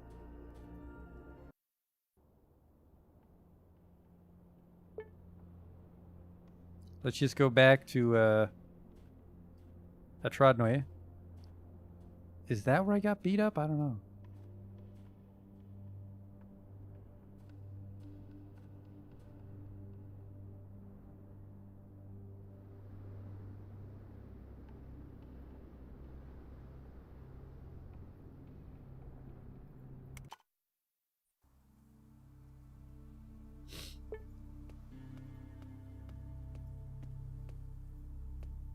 We gotta find the snitch. Some questions? Any work? Oh, there is always work to be found. Our tech guy disappeared somewhere. Steblev is his name. He's been known to drink and even go on a bender from time to time, but it's not like him to be gone for so long. Last time I saw him, he was pretty drunk and bragging about how he's going to be a millionaire real soon, and then he vanished. Maybe he got that million? Where would he get it? Something shitty about the whole situation. Maybe he's a snitch. He shrugs his soldiers and scans the horizon before turning back to you. Anyway, a talented handyman would be most welcome here nowadays. I can't do that. Other jobs? You might try asking around the tavern. Shit. Troop of military guys passed through your village? Yep. Can't say for sure they were military. But there were some serious looking dudes among them. Nice weapons, bad attitudes. They even had a uniform. These guys are no joke, I tell you. They bought me some water, rested for a day near the walls. No, they bought some water for themselves. I got to chatting with one of them. Nice guy, younger than the rest. He said they were on an expedition into the ruins, probably searching for pre-war tech or what remains of it. Gods help them. They seem normal enough. Where'd they go? He takes your map and looks over it for a bit, then draws a small black cross. After looking at the map one more time, he returns it to you. Okay. That's where the Atom expedition went, so that seems incredibly dangerous to go there bare-knuckled. Oh, hello? It's locked.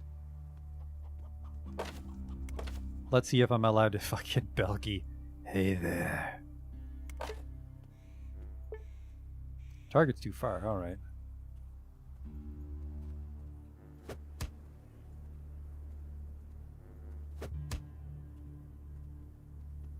Am I punching the box?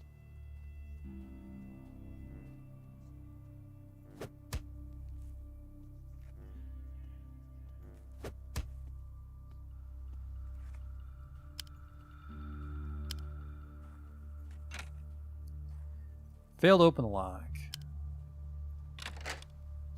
You opened the lock. Okay. Bottle with water in it. I apparently remove toxicity when I drink this. It's the most important commodity in the wastes. Yoink. And some nails. A little box of nails. Some of them are rusted and some are bent, but they're still very useful. Okay.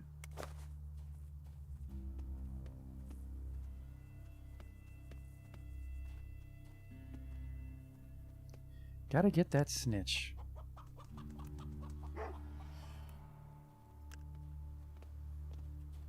Who's this? Before you stands a thin middle-aged man with a bony complexion. He's wearing a camo shirt and old track pants.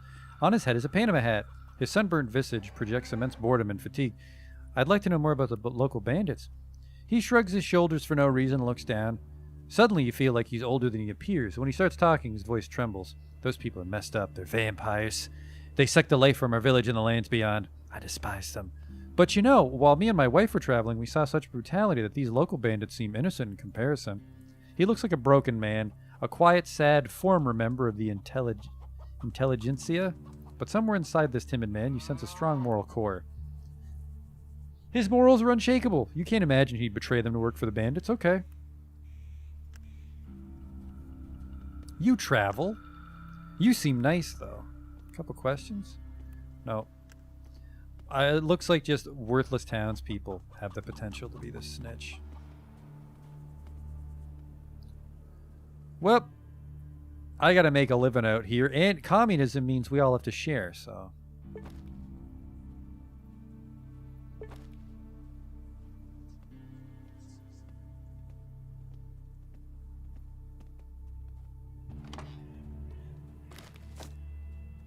Ooh, a babushka scarf. Don't try and steal anything. Jesus Christ, I'm not going to fucking fight you over your babushka.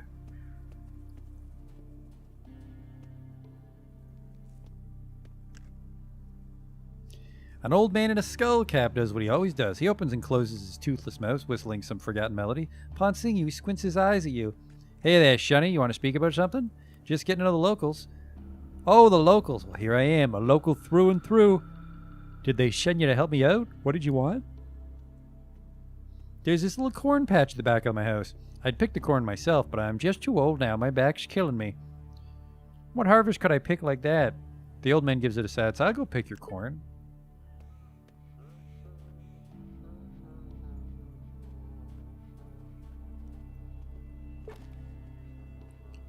Look at this. Do your part for the motherland. A shovel! Holy shit, this quest just paid for itself.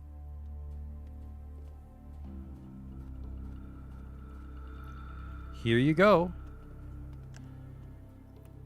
Picked your corn. A real worker you are. You really helped an old man out. The guy feels his pockets, looks his house over, and finally turns to you with despair in his eyes. I just don't have any money to pay you. What a shame. I was a hunter back before, you know, and I always had the money. But now, what a shame. Shame on you, old man. Acted like a true exploiter. Maybe you could look around some more. I was glad to help out. The old man doesn't listen to you. Finally, a smile comes to his face and he slaps his forehead. What an old fool I am, Shunny. I was a hunter, wasn't I? Said to myself, wait here, Shunny. The old man gets on his knees and starts searching under his rickety bed. Finally, he pulls out his old shotgun, and with a smile, he hands it to you. Don't really need it no more. Just to scare away the crows, I suppose, but you might find it useful, so he got that fucking thanks. You take the gun out of the old man's hands and looks it over with interest. It's an old hunting carbine. On its wooden stock is an engraving, a heart pierced by an arrow. That's a real... No, it's not a real looking gun, but we can sell it. Let's go dig up that knife and carve up those monsters we killed earlier. I like your hat. Before you stands a young man in a pre-war military uniform shirt. In his hands, you see an automatic rifle. On his shoulder hangs an old R-147 Army radio. He looks at you expectantly. Hello. The man sniffs and brushes his greasy hair back with the palm of his hand. He eyes you warily, a look of discontentment in his perceptive eyes. Okay, let's hear it. Any work to be had? I don't know. If you want an honest job, speak with the people. Someone here will probably hire you. If you're really looking for honest work, that is. If not, you better leave right now. Okay. You go. But remember, I don't take kindly to strangers. Don't give me a reason to fight you. All right. Don't get stressed out about it, man. Dude. All right. Let's begin our grisly work. On the upside, no one should be able to see through the wall. Yeah, that's the face of a man that digs up graves. Just don't touch the body. I just want the knife. Oh, that's how we dig in the Soviet Union.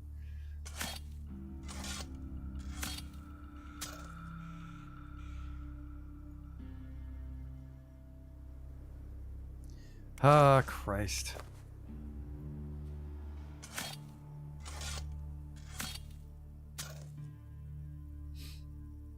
There's the rusty knife. It lets me skin animals. Perfect.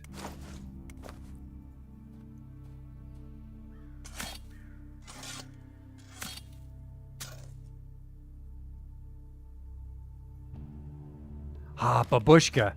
You lose, old woman. There we go. Look at this. When we go to fight those bandits, they'll just think it's a little old woman. And then surprise, it's Belky.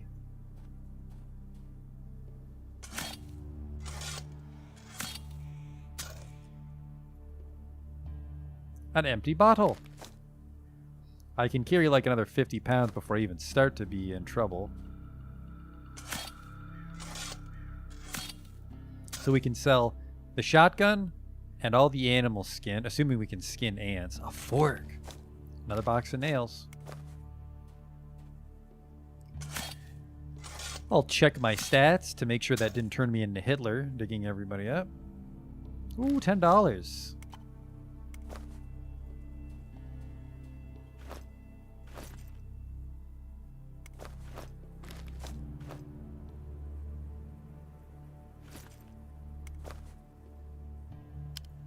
How do I skin it? Maybe the rat. If I can skin anything, it's the rat, right?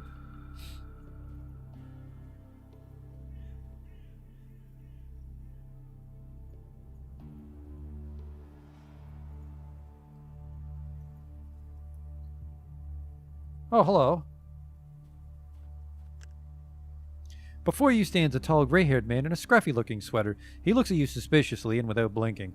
There's a knife in his hand that's pointing in your general direction. From the look of the fishing pole scattered on the shore, he was fishing before you arrived. Who are you? I don't know you. Get away from me. Give him a once-over. What are you staring at? I'm not a shop window. Move along if you don't want to be stabbed. The man takes up a fighting stance with his knife in front of his body. He studies your every movement without blinking. Seems he's ready to attack at any moment. I just wanted to talk. The man has a short inner struggle before he finally puts down the knife and squints his eyes at you. Let's chat. Are you fishing? Somewhat. The pond is pretty small, but there's plenty of fish in there. The problem is that although dumb, even those critters learn over time. Now they aren't biting as fast as they did before. Can I fish? You want to fish, eh? Well, maybe you can. It's just that you really don't know what the local fish like. They're real gourmets in these parts. No worms for them. They like bait made from all the critters around. The giant ants, wasps, and spiders. There's plenty of those around. The fisherman gives you a crooked smile and spits through his teeth. Yep, there's many of those mutants and freaks in these parts. But how would you know which of their limbs and organs are fit to make bait? I'd wager you don't know, am I right? So here's what we're going to do. Go to the nearest pub and get me something strong. For that, I'll teach you the basics of bait harvesting. And just remember, I don't want anything they mix themselves. Normal pre-war alcohol only, and the harder, the better. Okay. Any rumors? I heard there was acid rain due north of here recently. Plenty of years has passed since the war, but the repercussions of the evil are still with us. Here's my advice. Don't approach any suspicious heaps of rubbish without a radiation counter. Rad sickness is so joke. An alcoholic will try to cure it with vodka. A drug abuser is going to use a profanum, but the result will still be the same. Any health you had will be lost. Jesus. How's life? I come to this place to fish, and that's that. Life is all right given the circumstances. There's fish to catch, mushrooms and berries to pick, sometimes even get bread and meat. The most important thing is not to join any collective. So, got fed up with all the people? The fisherman turns away and gives the surroundings a harsh glance. Finally, he chuckles mirthlessly and turns back to you. Mirth comes up a lot in this game. It's a very valuable resource. Mirthful or mirthless? Don't know how to put it. It's just that I believe that when people come together, they turn into a herd. And a herd's only good for slaughter, if you catch my drift. It's not my style, therefore I'm a loner. Okay.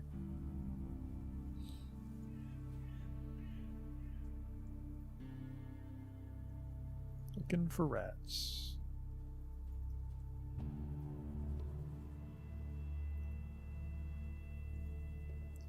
I absolutely killed one recently. What's tab? Oh, that goes back to me. That's neat.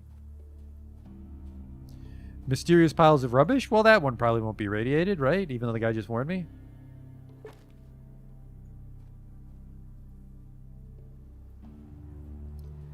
There's this guy. Maybe he's with the bandits. Maybe not, though. I think it's someone in the town. Yeah, it's the guy in the town.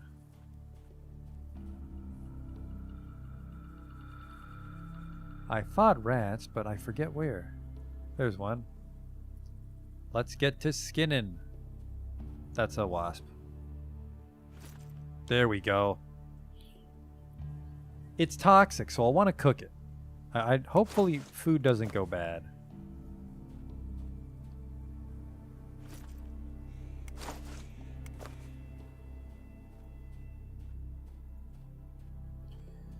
If you want to be off-screen about it, you can fish with the stuff you skin from the creatures, and you can save scum to get the best results. I might. Depending on how things turn out for us, that might be what we do. Hello?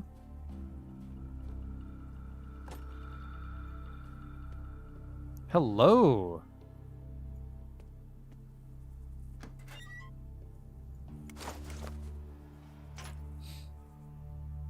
Locked. What if I punch it?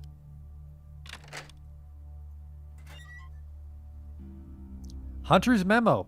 I can learn how to make zip gun ammo, gunpowder, bottled water, some rubles. Well, sorry, not rubles. That's a log. I'm going to turn it into rubles. What's this? Is that for sleeping? Interesting. Does someone sleep in here? Or is this bed just for show? It stands to reason this is someone's home. Hello?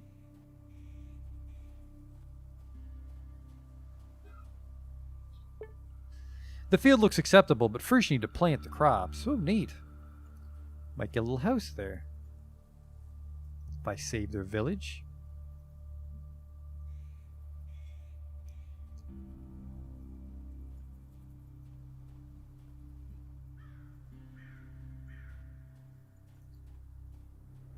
Oh, well, I mean, we skinned a couple. We got a couple meat. Oh, what's this?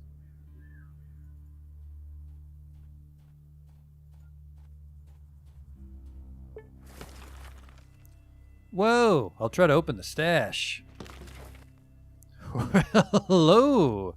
Bullets. Those just turn right into money because we don't use guns.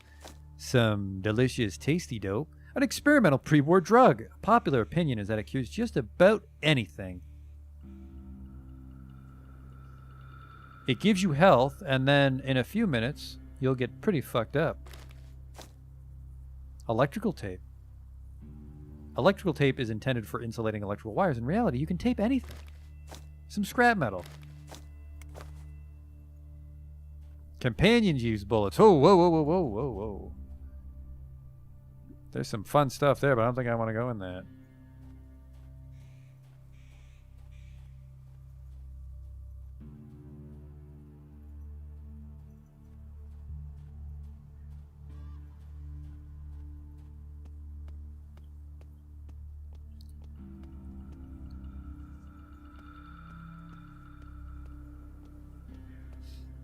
Get some pre-war alcohol, learn how to fish.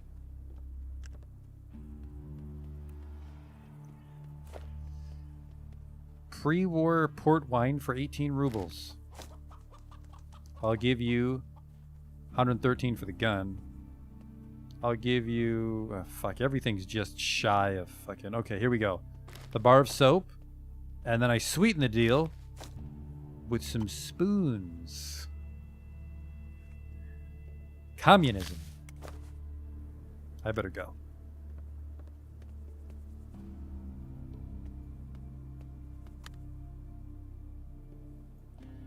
Put my knife away just so people don't get scared.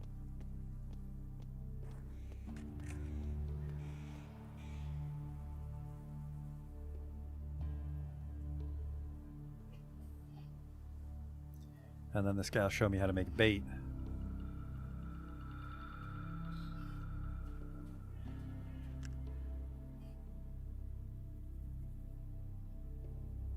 You were asking for some liquor, weren't you? I want some pre-war vodka. I don't care if it's cheap or expensive. It can be even stronger than vodka, but it's got to be... Hey! What the fuck?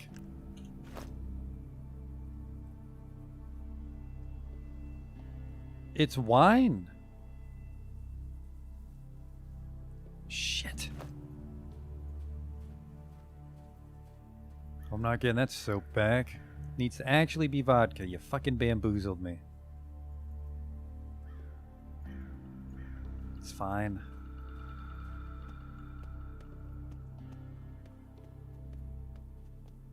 It's a bit stuffy here. Hello. That sounds like a snitch.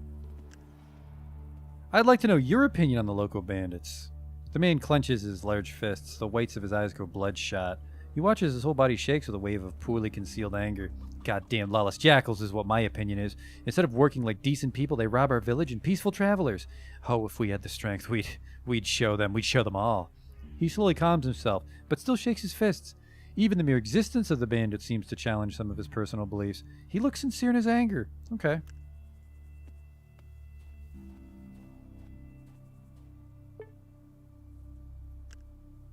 How do you feel about the bandits, woman that also looks like a man?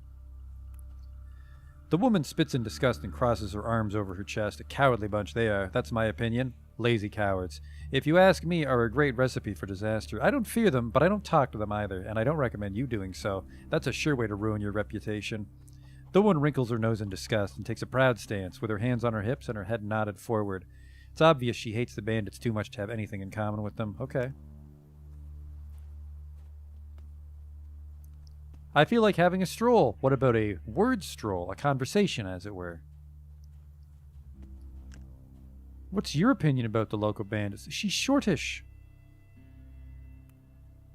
The woman puts a hand on her mouth and looks around fearfully.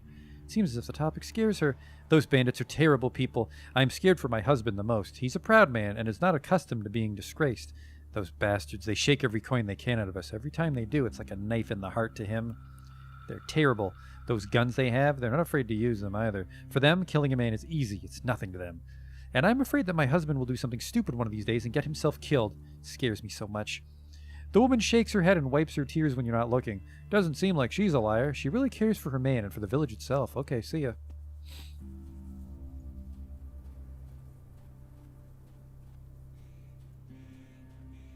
Who's this? Before you stands a 50-year-old man. His rigid posture and his prideful expression contrast slightly with his shifty eyes. Seems like he'd have been a small-time government official before the war. Comrade, might you be here to fix our water tower? What? The engine doesn't work and our mechanic disappeared somewhere. Probably out drinking. Okay.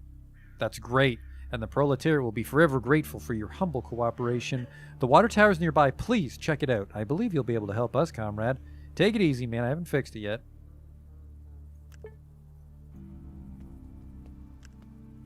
Before you stands a stocky, powerful man, aged around 30. He has a plump face, an upturned nose, and an impudent look in his eye. He's wearing workman's slacks and a tight t-shirt with the word rowing printed on the front in faded, sunburnt letters. How do you feel about the bandits, my man? The man's face stays the same, and he doesn't expose any emotions your words should have brought out. His manner stays the same, and his gaze is still pretty sussy. Thieves are thieves, what's there to say? They survive, that's it. He spits to the side and looks at you insolently, right in the eye. Do they suspect someone inside the village? Is there a spy around? Why are you interested anyway, comrade detective? What if I want to join him? Yeah, look. What if the one who's working for the bandits just left the village quietly, making no trouble for you or anyone else? Out of sight, out of mind, as they say. And when you decide you're done with all the bullshit, sleeping under the rocks, stealing dog food and all that stuff, there'll be a position available for you in our their bandit camp. It's located not too far from here, in the abandoned factory. Well, how would you like that kind of career opportunity? You're the snitch? Whoa, quiet down, man. Yes, that's me. Although I resent being called a snitch. I'm more of an infiltrator, you know. Got sent here by my group. Anyway, my proposition is still open to you if you're interested. I need to think it through. Just think quick. Getting pretty nervous about Kovalev hunting me, so I won't stick around here long. If I see you leave the village, don't expect to find me when you come back. I'll meet you at the abandoned factory. Okay, just wait right here so I can snitch on you, you fucking hypocrite. Sir! Sir! I fucking found him. It's Grishka, the young guy hanging around the village. He slaps his forehead, shocked. He looks angry, but also sheepish. Like he just did something stupid. Of course, it was so obvious. The man drifts around here and there, never works for the benefit of the village, and all the time speaks in street jargon. Must be growing blind as well as old. Why, just a few years ago, I would have spotted him right from the start. Personality? You're getting old. We do not do personality checks. What now? He strokes his chin, probably pondering his next step. You calmly wait his reply. Finally, having reached a decision, he claps his hands. We must dispose of Grishka the snitch. This much is clear to me, but how? I don't want to create a panic. He must be disposed of quietly, unnoticed by anyone. How do I help out, comrade? Interesting. I won't ask why, but that's good to hear. What exactly do you propose? Attacking him in broad daylight? No, and no. That'll never work. I don't want to create a panic. The snitch must be dealt with quietly. Must appear as if he simply decided to leave. Beyond the fence, there's an abandoned building. How about you lure him out there and silently, do the deed? I'm not going to have sex with him, Kovalev. A rotten thing to do by my standards, but sometimes a rotten thing is necessary if it means saving our little community from obliteration. I don't know how you lure him out there, but I grant you total freedom in your methods. After the execution is carried out, return to me. I would like to speak to you about our future cooperation. I'll lure the snitch into the abandoned house and, well, bang him.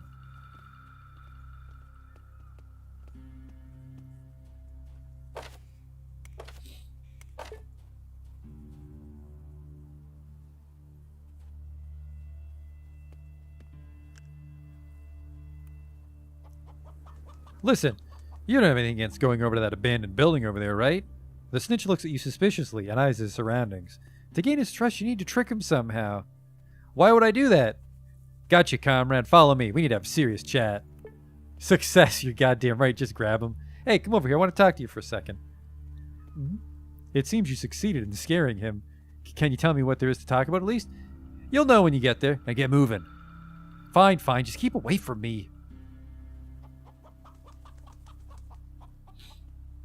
He has a little time to get over there. Let's sell that shotgun.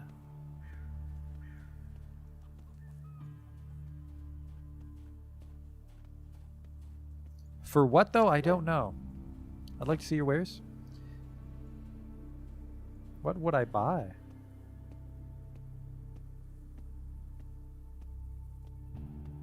I don't even know if there's anything I want to buy from him. What is this? Is that Tang? It might be. Might be some sort of Russian Tang advertisement. Alright, abandoned house. He's gonna get his fucking skull caved in. Because they've killed people before, and I think it's the bandits that robbed me, so... Alright. We'll take off the babushka because I want God's light to shine on me while I strike this man down.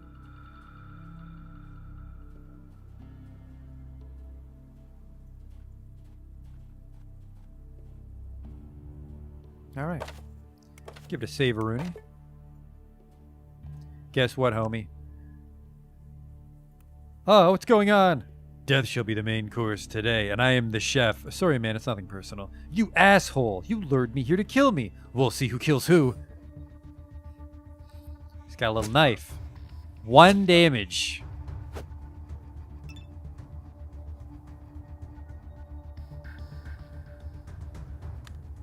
First, we'll switch to the punch. I don't want to use my knife, though. Damn it. I'm not good with knives. It's broken. The weapon crumbles in your hands into dust. Oops. Okay. While he's on the ground, we'll go for the eyes. That looked like his dick.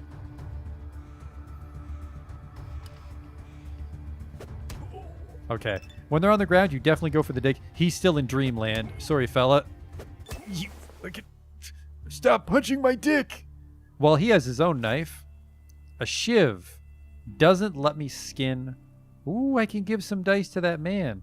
The Thief Passport, an Ace of Spades playing card. Under the picture, someone has crudely stamped a single word. Crook. Not in love with the shiv.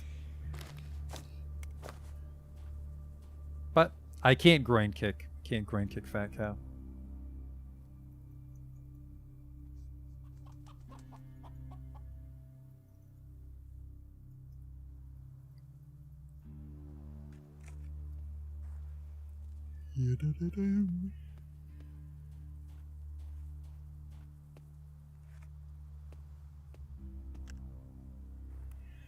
It's done.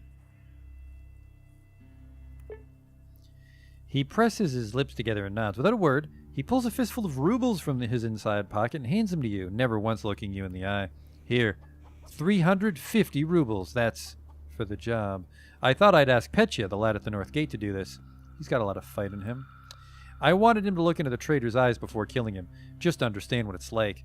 Maybe it's for the best, though, that you did it instead of him. Thank you. He simply puts the money in your hands. So, now that that deed is done, how about taking on a little more work? As you can see, we're honest people and we reward honest work, like punching people in the dick. A rare thing out here in the Wastes. I'll say it now. If you agree, the pay will be much better. Tell me more. Tell me more. The bandits had a spy in our village. Now I want to have a spy in their camp. Since you've shown yourself to be a very resourceful person, I'm offering the job to you.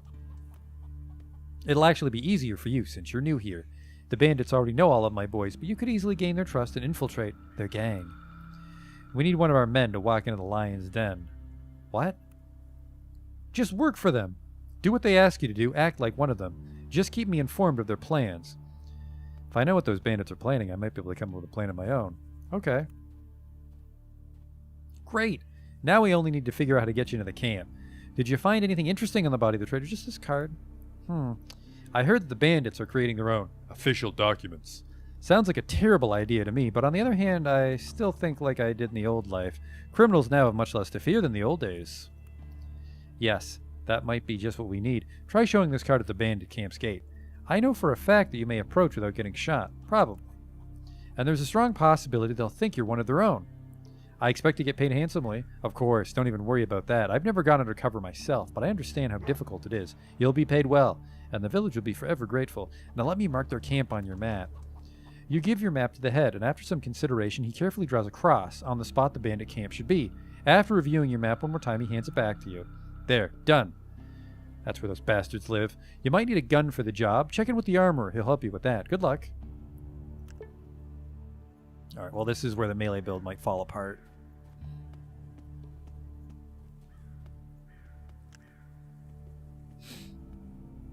I was sent for a weapon. I've got something for you, fun for you. It'll take a man's head clean off his shoulders. The trader ducks behind his counter, and after a few moments, he emerges with a pistol. Rusty Nagant pistol. Hey, that's real. Jamming chance 10%. The legendary revolver, widely popular from the late 19th century right through the modern age. I've got some happy drugs. I should probably give the man the dice, and then I'll go cook this meat. Hey, can I craft? Do I know how to craft anything? I can make a crossbow. A svichaka. A variant of the old school brass knuckles with smooth finger holes and a protruding bar designed for striking down the top of one's head. Uses my martial arts. I can make it with scrap metal and a brick, maybe a sharpening stone. I think I need a sharpening stone, which I can buy. I can afford that. All right, let's make the brass knuckles. AP costs 3 or 4. Okay, so everything stays the same. Yes, scrap metal, brick, sharpening stone. I need a sharpening stone. 89 rubles. Jesus. I guess he gave us a bunch of money already, didn't he? You can take the forks. Take the toilet paper. Take the gunpowder. Oh, wow. That's a very valuable recipe. The wine, which was incorrect. The shiv, because we're going to use the brass knuckles. The babushka. The single bullet.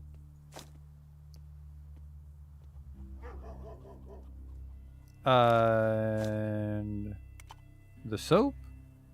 And 1 piece of wire. And 2 pieces of wire. Perfect. Okay, let's make those knuckles. Oh, it's one or the other. Well, now I have a sharpening stone.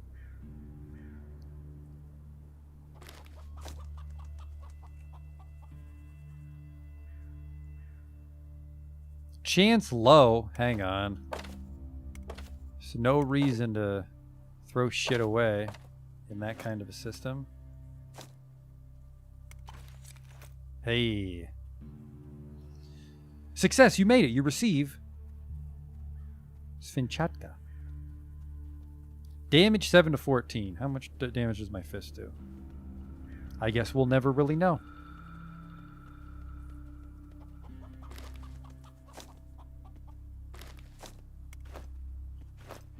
Okay, here we go. Power punch does 5 to 10.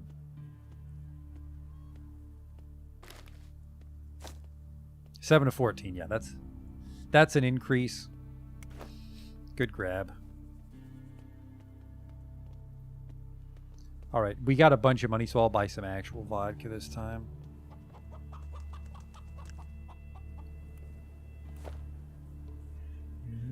Pre-war vodka.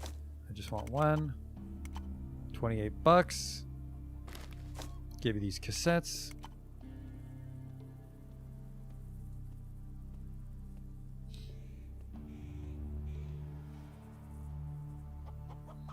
That the house is safe to put my stuff in? It's going to be that kind of game? Okay.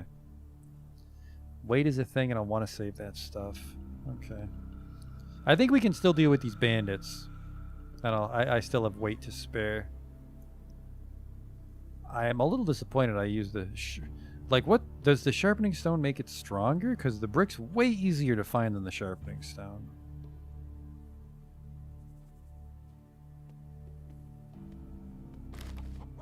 Take a wire. And then take 9 rubles.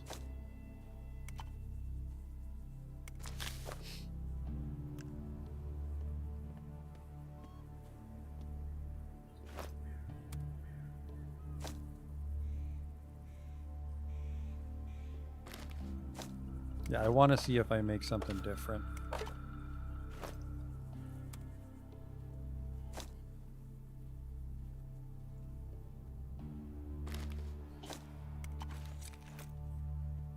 Nope, same one.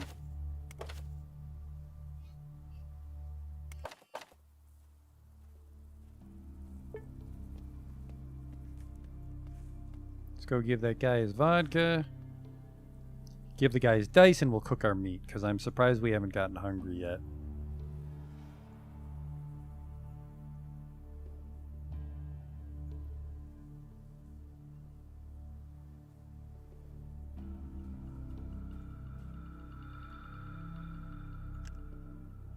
Here's your liquor. Here's some vodka. He quickly takes it from you, quickly checks the label, and puts the bottle into his bag. Hey, that's some good vodka you got. Stuff made for importing, you know?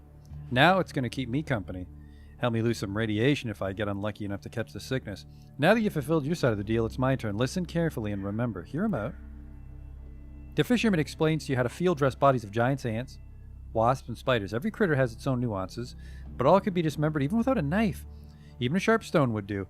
You also learn the favorite foods of the local fishes are ants' spit glands, wasp legs, and spider brains. The world is surely a marvelous place. Also, that stuff can be sold. The wastes are home to many fools that like hanging wasp legs in their shacks to show off their hunting skills. It's particularly funny because even common wasps are much more dangerous than those genetic mistakes. Who cares? Any cool item that costs money is worth selling, right? That is fucking handy.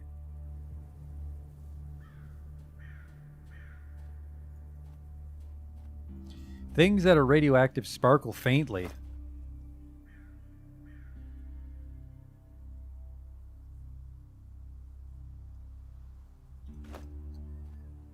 Hopefully I don't have anything radioactive. Ooh, the spider brain. The spider brain is disgusting to the touch, but the fish seem to love it for some reason.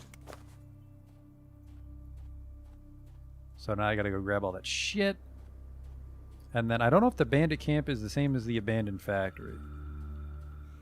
We'll find out in a moment, I guess, won't we?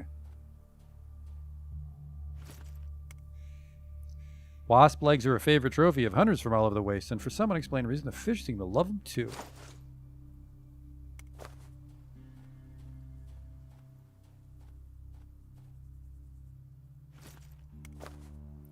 Think I maybe actually don't have my knife on me. I can't remember if I took their meat.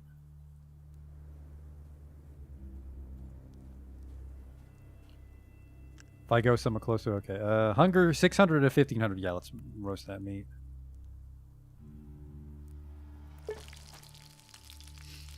It's no secret that roasted meat tastes much better than the canned one, not to mention raw meat. You lick your fingers after the meal, feeling that your life forces are returning to you. You also gain a little bit of that culinary experience. Alright, now I have no hunger. Perfect. I found some dice for you. Want to play some craps? I don't know how to play. But I wanted to give you the dice. Alright, these are mine then. Yeah, I broke my knife. I don't want to buy a real knife. Hopefully we can just steal one from the bandits or something.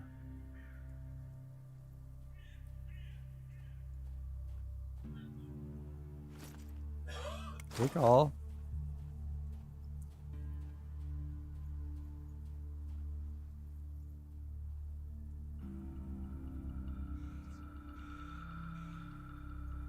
See, I think your radioactive tip was the implication for this shit over here.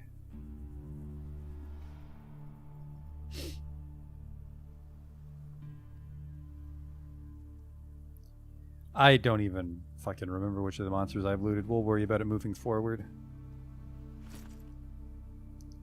Hard to call ants' salivary glands useful, but the fish seem to love them. They give off the smell of ammonia. Oh, green gas is toxic. That's, I can drink water for that.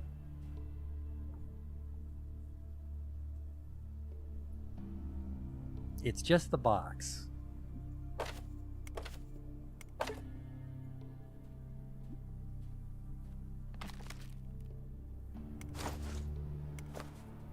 I guess I got poisoned. There's infinite water here. No, I haven't fixed the water tower, though.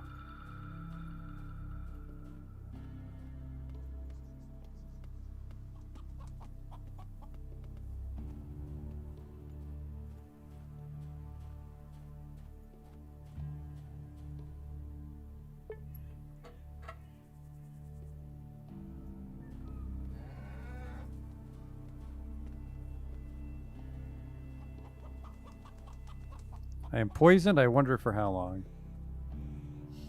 I wonder what I need to fix it. I don't have any mechanical skill, really.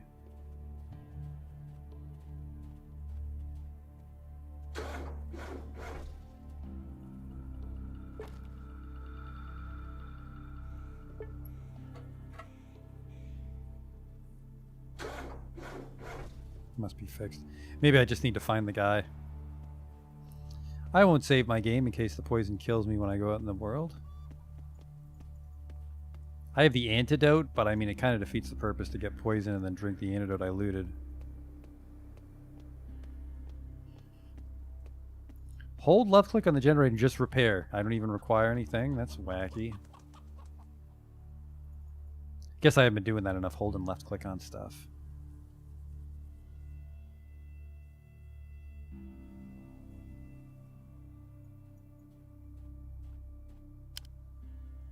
Information? You see, the water pump is old and rusty.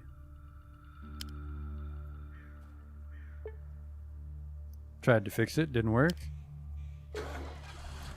You started the engine. Okay. You can wash yourself and drink some water right from the sink, but you need to hold some container if you want to take some water with you. Not a problem.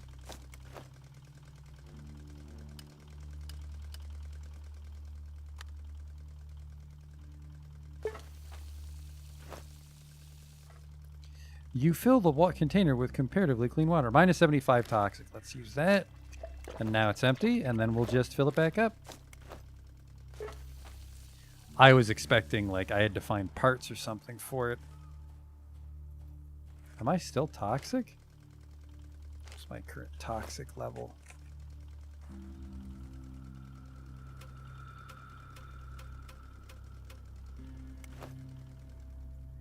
It says here that I'm poisoned. Maybe I'll just keep drinking.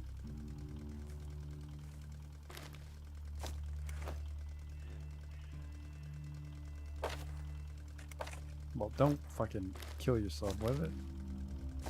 There's the poison gun. Whoa, whoa, whoa, whoa, whoa. Stop aiming with it. Jesus. There, thank you. Fill it back up. Okay. Hot tips. Let's go beat up some bandits. Probably more appropriate to say we're going to get beat up, but... especially if it's the guys that took my fucking AK-47 and my backpack. Let's do it. We might get fucked save. There we go.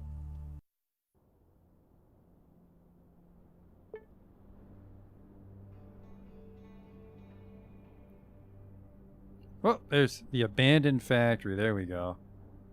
I was worried this was the border, but I can go south. And there's maybe some shit over there. A train tunnel, which I'm guessing I don't want to go near. Well, oh, there's a truck. That might be some sort of wacky encounter.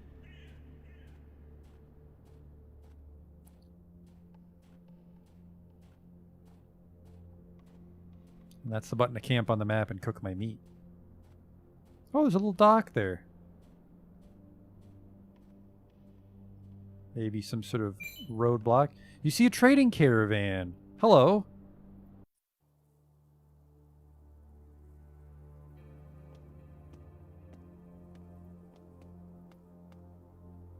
No shenanigans. If you want to buy something, talk to our boss. You see a small man in a leather vest and yoga pants. He looks at his watch and crosses his hands on his chest. If you want to buy something, you better do it soon. We're running late. What do you have? A weird fish. There's the camo bandana. Nothing that really interests me. I could sell some animal parts. Actually, that's good money. That vodka's going to pay for itself in a hurry. I think that vodka actually paid for itself just from the monsters outside the village. This is shit, though. Goodbye. That is some nice looking potato, though, for after the apocalypse. The queen of the wastes. Originally from South America, this root vegetable can now be found all over the globe. Amazing. I'm just passing through. Goodbye.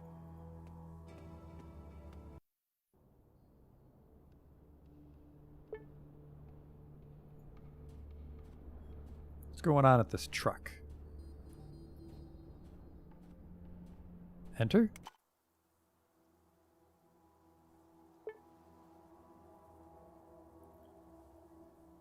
There's the truck. Ooh.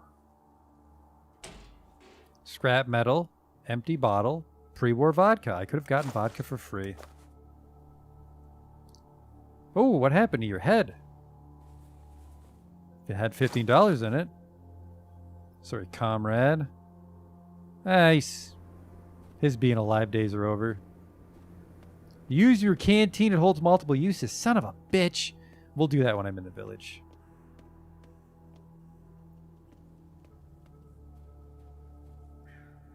What the hell happened to you? Got impaled on some rebar. Some boots. Not even the most desperate hobo would wear this old boot. Throwing it away is the best thing you can do with it. We'll see about that. What was this truck carrying? Ronan bow. There you have it.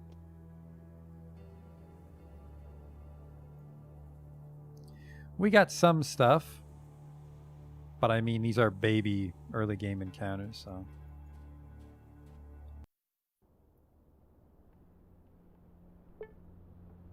What's this? I'm a little afraid of the factory, to be honest.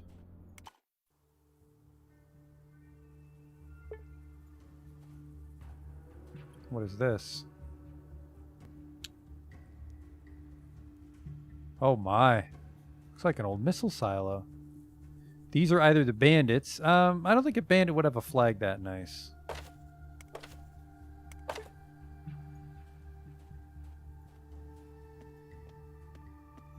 Hello.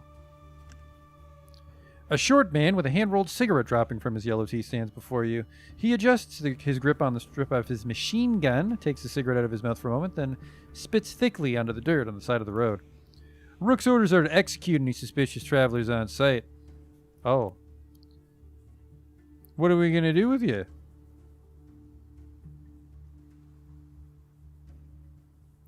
Shrug. Look at him. Just kidding. The man smirks and bursts into an awful barking cough. When the fit passes, he looks up at you once again. Damn. Yeah, you've got to entertain yourself somehow in standing guard. My name's Katchin. What's yours? My name is Belky Oj. Belky Oj? What a weird name you've chosen for yourself. All right, what'd you come here for? I just wanted to ask you a few random questions. Tell me a little bit about yourself. It's a secret. You're a nosy one, aren't you? Could you answer a question for me? What is this? This outpost guards the road to Krasnoznameni. What did you think it was, an ice cream stand? Some awful work being stationed here, I tell you. When no one's attacking, it's deadly boring. If someone is attacking, it's just deadly. I don't even enjoy talking to the merchants who pass through here anymore. They all look the same to me. Seems to be soldiers from the city. Who's in charge here? Rook. He's staying in that little house, probably sulking as usual. The man's way too gloomy, but at least he's trustworthy. There aren't many like him left in this world. Heard any rumors? There's a not-so-fun one. I suspect one of my fellow servicemen is badly addicted to devil's weed. He's constantly smoking, and that shit ain't tobacco. At this rate, he's going to end up in a lunatic asylum. Okay.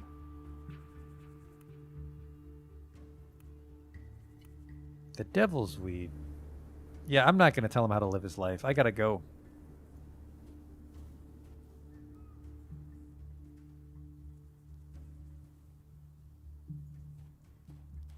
Is that okay if I root through your garbage? Hey, a broken shovel handle. Sure.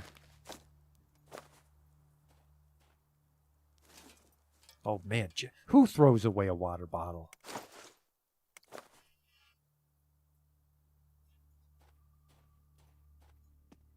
Are you Rook? A well-built man is sitting in front of you. The soldier looks around 50 years old. This shows in the grayness that appears here and there in his black hair, and in the heavy gaze of an experienced warrior that pierces right through you. Even his posture speaks of that special pre-war type of training that you've seen a lot of among the atom ranks. The man gives you a brief nod. At this moment, you notice an unusual lucky charm hanging from his neck. One doesn't need to be a gun expert to understand that it's a live bullet, carefully welded to a silvery chain. What are you looking at, comrade? I was just passing by. The man raises his eyebrow in surprise. Well, ask away. What's the story with your lucky charm? The man squints his eyes for a second to look at the bullet hanging on his wide, muscular chest. Then he just dismisses your question. It's nothing. A trophy. I see. No time to blabber. Go have a chat with the soldiers. Okay. What's this lady up to? A fit woman in an army coat is standing before you, clutching a Simonov semi-automatic carbine that's been modified into a sniper rifle. She raises an eyebrow and gives you a casual nod. Hello, are you traveling? I am. The fortress isn't mine. I'm just living here temporarily. What brings you out this way? The woman is plainly interested in conversation, probably in order to briefly escape the mundanity of her life, or perhaps to forget about some serious problem. I'm planning to wipe out the local guard. What do you mean? I'm just passing by. Oh, you're worse than local soldiers. No one's got anything to talk about it. What was it you wanted? What do you do here? I've got one bit of outstanding business here. After I've taken care of it, I'll bid farewell to the filling station fortress in these dusty crossroads. Go on. I can manage. I'm just not in the mood to do it right now. Okay.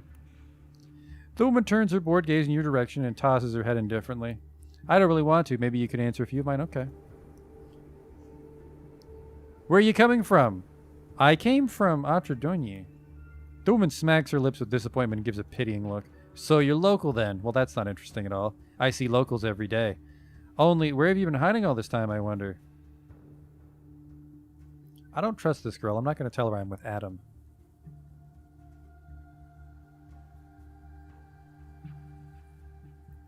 You asked where I was traveling from, and I told you. I'm not really local. I'm actually from lands far away.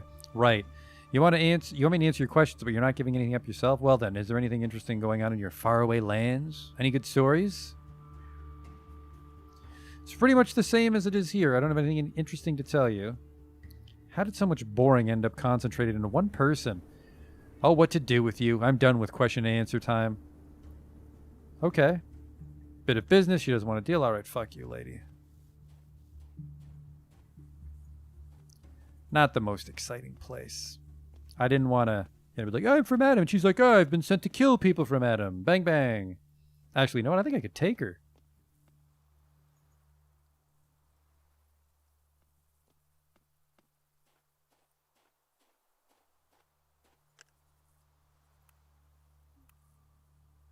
Oh, nope, I fucked it up. Such is life. Oh, I can't just go to the edge. There's a specific exit. Okay. Oh, hello?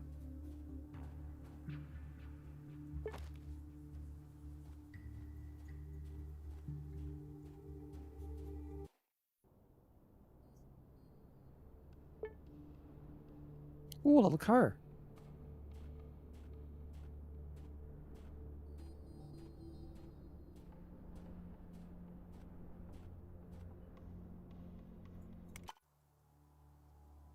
Those people seem to be having fun.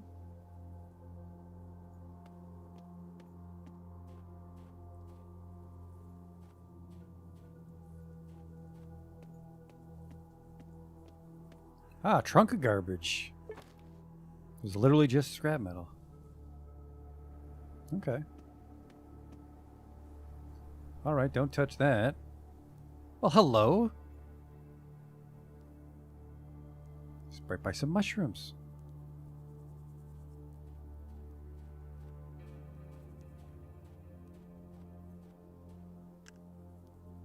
The old bearded man smirks at you. Before you manage to start a conversation, the old hermit welcomes you. Hello, brother. The spirits warned me about your arrival, but I didn't believe them. It's not often that I get visitors here. Did you stumble upon my humble residence by mistake, or did you come here to pay me a visit from my previous life? Could you answer a couple questions? There will be an honest answer to an honest question. That's what the spirits are saying. Who are you? A simple nomad, bending like a reed at the will of nature and human unpredictability. Probably isn't easy for you. What are you doing here? Surviving, brother mine. How many pine cones one should collect to have satisfying meals? How many plants should one disturb while collecting morning dew to quench one's thirst? I know the answer to all these questions.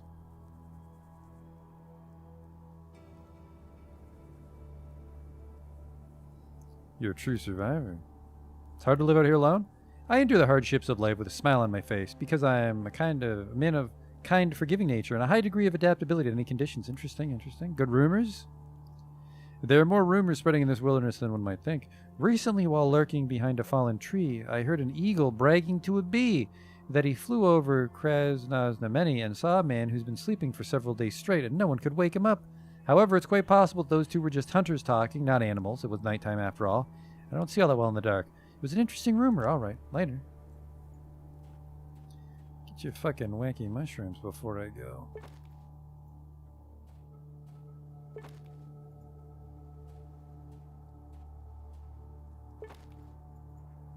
Maybe we'll poke our head into the factory. I mean, we have 3 toadstools now.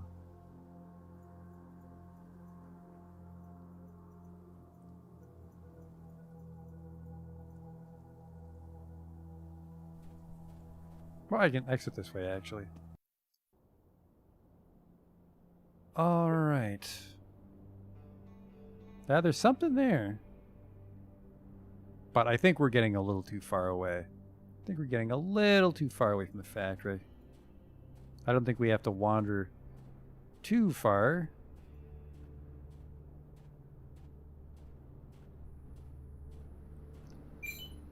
You've been ambushed by the members of some murderous doomsday cult. If you won't do anything, they'll surely attack you. Attack. I haven't saved for a while. I auto-saved, I guess. Alright.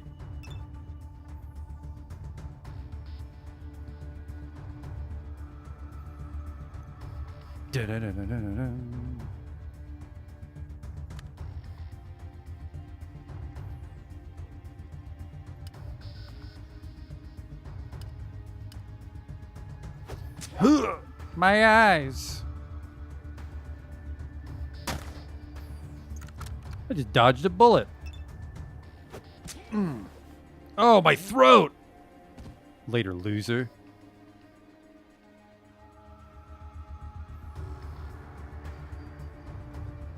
How many are there? It's just him, and he's just got a melee weapon, I think. Get over here, you little rascal. I want to talk to you. Oh, I better get the fuck out of here. Come here.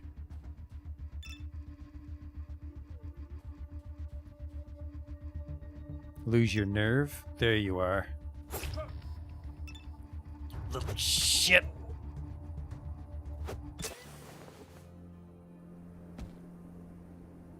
What do you got? Give me this. A lantern battery. 3336. Planeta 1. Made in the USSR. It's old but can still spit chemicals at the incautious wasteland dweller. Neat. Coffee. It's a real rarity in the waste. This isn't chicory, malted barley, or even instant coffee. No, it's the real deal, comrade. Some salt. Hey, a new knife. A tinfoil hat. The tinfoil hat is the faithful companion of any serious conspiracy theorist. Grants +5 defense against the microwave mind reading effect. Neat. And some drugs. The dried paw of a rabbit. This fetish is supposed to grant luck. Whether or not this is true is up to you to find out. It's not. I'm smart enough to know that it doesn't work. Is there any shit in this random map? It's a nice little map.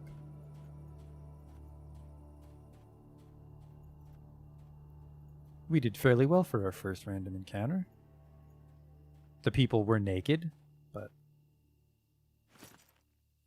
on a hat. He had a pipe rifle. A beetroot. A zip gun round. I'll take that. Crossbow bolts. He didn't have a crossbow. Another rabbit's paw. More salt. I don't think I need the broken bottle. I don't think I need the broken bottle. -1 personality, because people just don't like the fact that you look like a drunk. A perfectly good water tower here. No, it's a high tension wire tower.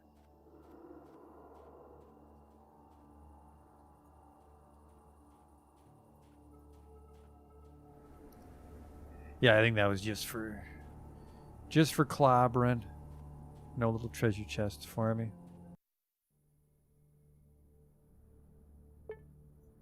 I kind of want to wait till daytime. Just back and forth here. Maybe someone will attack us. An ordinary waste driller walks your way. Sure. Hey there, comrade. Relax, man. I'm not looking for trouble. Same. You see a skeleton-thin kid in a protective face mask. He lifts his pants up, implying that he walks around with his pants down. What a meaning. What's your name? You can call me Legendary Yaroslav Sabakin. What's your job? I'm working as a ground measurer. Not a minute of calm with this job. Where are you heading? I'm heading for Dead City. Okay.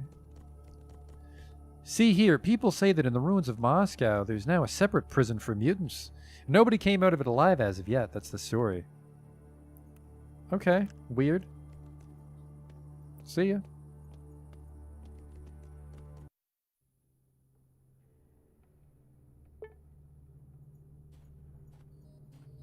Still waiting. I guess I could just sleep. Use the sharpening stone on your rusty knife. I'll save it, because it has a chance to fail, right?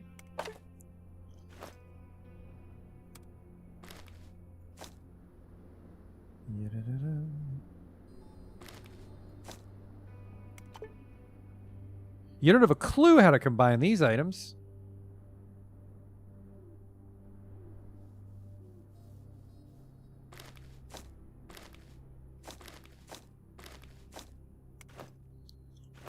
What if I do something like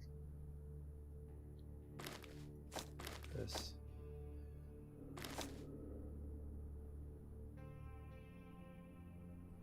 Here's the knife items, okay. No, never mind, I don't know. I'm not sure how to do it. Worry about it later. Do this.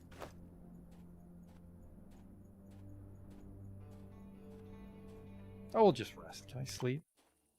Set up a camp here. I can make some coffee. Hunger's 1500 to 1500. Roast some meat.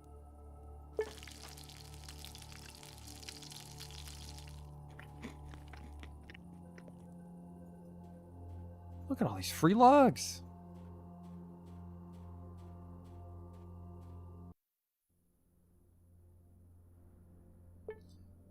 Looks like the sun's coming up. Let's just go. Let's just stop fucking around. If anything, it might be to my advantage to fight at nighttime if they can't shoot as well. I could punch just fucking fine.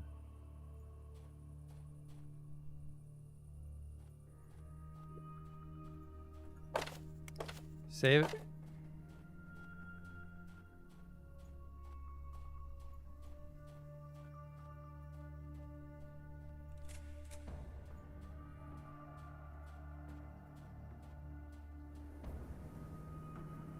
Hello?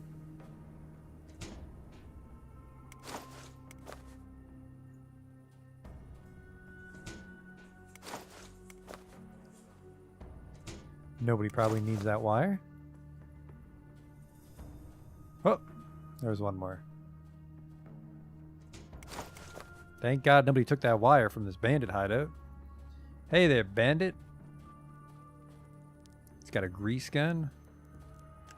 I don't think I can handle semi-automatic weapons, or fully automatic. Before you stands a grim man with carefully trimmed hair, wearing a padded black jacket. Seeing you, he spits on the ground near your feet, adjusts his grip on his assault rifle, and eyes you coldly. What brings you to this neck of the woods? Stay silent.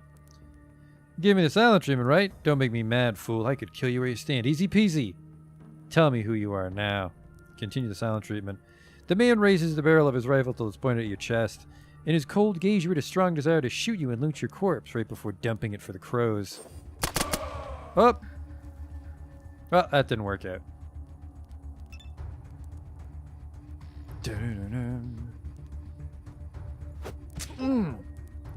We're gonna fucking get mowed down this next burst. Or he's in fucking dreamland. You fucking tough shit.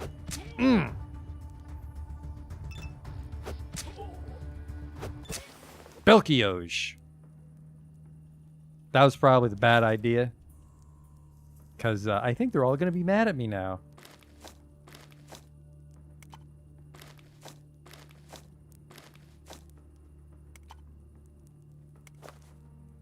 I don't think I'm going to be making any friends doing this. Hello, bandits? Oh yeah, they're all upset. Oh, they're real guns, I'm dead. You are dead, and the poisonous winds of the wasteland will soon erase your name from the pages of history. Yeah, well. Not even wearing armor. I'm not surprised.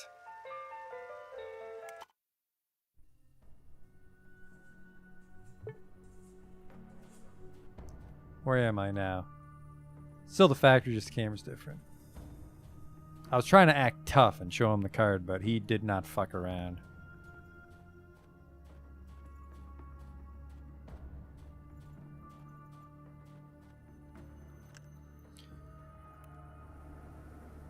I've been traveling. So you're a traveler, huh? Real outdoorsman. Why are you here? Does this piece of paper tell you anything? After looking at the card, he smirks and takes a few steps towards you, relaxing his hold in the assault rifle. Got yourself a thief's passport, I see. This is getting interesting. Where'd you get it? Krasnoznameni? Where else? Right. These cards are only made by those hacks in the big city. I don't respect them all that much since our team isn't part of the underground. Who are you then? Us? We're the next closest thing to a legitimate force of law. Our chief's already been talking with the Krasnoznameni Trade Council. We're asking them to recognize us as an official strike force in the region. We'll be guarding the northern border, get it? Soon we won't have to loot the homes of nearby peasants. We'll tax them all proper-like. No punk will be able to join our mighty group then. I think a man with a criminal past is the right man for you. The man looks at you with a smirk. You got twitchy real fast, man. I was just kidding. You're one tough son of a bitch. We always need your type around. Let's pretend I granted you amnesty. So how about that job? None of my business. Go see Dan. Dennis Denisovich. He's the boss. He holds office in that little house behind my back. Tell him you came from Kosoy and maybe he'll give you some work. Can I ask you something? Any news? I heard that the Atom Organization is a real thing. I always thought those only fools believed in it, but the other day I saw a troop of their soldiers with my own eyes. They were passing through Otradonyi village, and they weren't from Krasnoznameni or any other place I know of. Yeah, real food for thought. Really? Tell me about yourself. I'm called Koisoy and I work for Dan. I started back before the war after I got out of juvie. It's kind of a sad story if you think about it. Tell me about Dan. He's a great guy. Not really one of the high-ranking things, but he has a vision, you know, a plan for all of us. Interesting. Tell me about yourself. Tell me about this place. It's an old dilapidated factory. Hell if I know what they used to make here. Bricks, I think. Now it's our base of operations. Our small army rests here between our valiant attempts to protect the local villages from all kinds of trouble. I thought we were the bandits here. Don't think about it too much or it might bite you in the ass one day. Sure, we take our share from the local simpletons, but we spend that money to protect them. There's so many freaks, mutants, and cold-blooded assholes crawling about that without our protection, those peasants would already be dead-eaten and shit out by now. You say so. We'll try to blend in. Someone needs to manage the herd. Yep. Okay, see ya. Hey, campfire.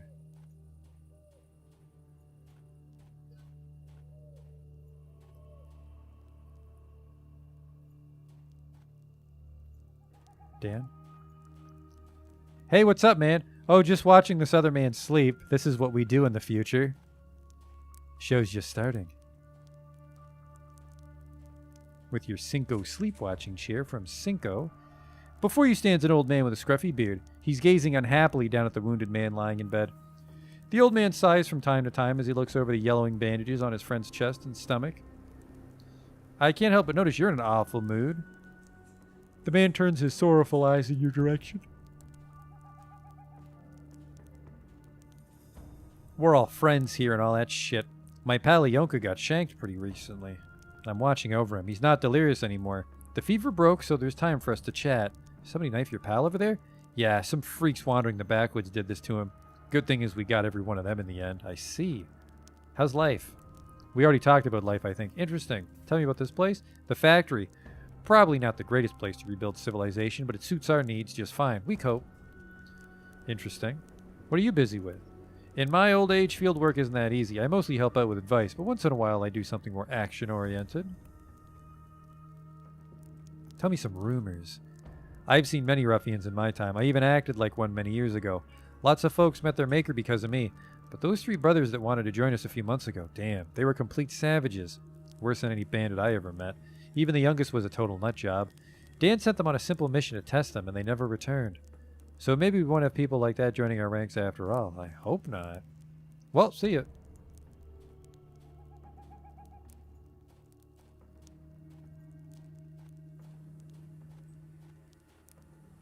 Where's Dan? You see a short, nimble guy who keeps watch in front of some undistinguished door. He talks quietly with his comrade, but upon seeing you, waves his hand in salutation. He looks at you with a crooked smile. Hey there, Chief. How's it going? How's life around here? The man smirks and winks at you. How's life? It's not that bad. But it could be better if we could have some fine broads, you know what I'm talking about? He draws 2 formidable spheres in the air and winks at you again. With a great big rack. If you want to show me the size of the ass, well, my hands aren't that long. Tell me about this place. Well, you're not blind, look for yourself. Or maybe you want to know something you can't see, some secrets. Am I right or am I right? No such luck, Chief. These lips are sealed. Okay. What are you busy with? Just minding my own business. Looks like he wants to add something, but unsure if he should. Not with my speechcraft. Heard any rumors? You want some rumors, eh? Well, there's talk that our favorite little hamlet, Atradania, is visited by some really strange dude recently. He was buff like some of the boys here in the camp, and he had this weird manner of talking, like he was from the army or something. Not to mention that he used some scientific terms and told stories about Georgia.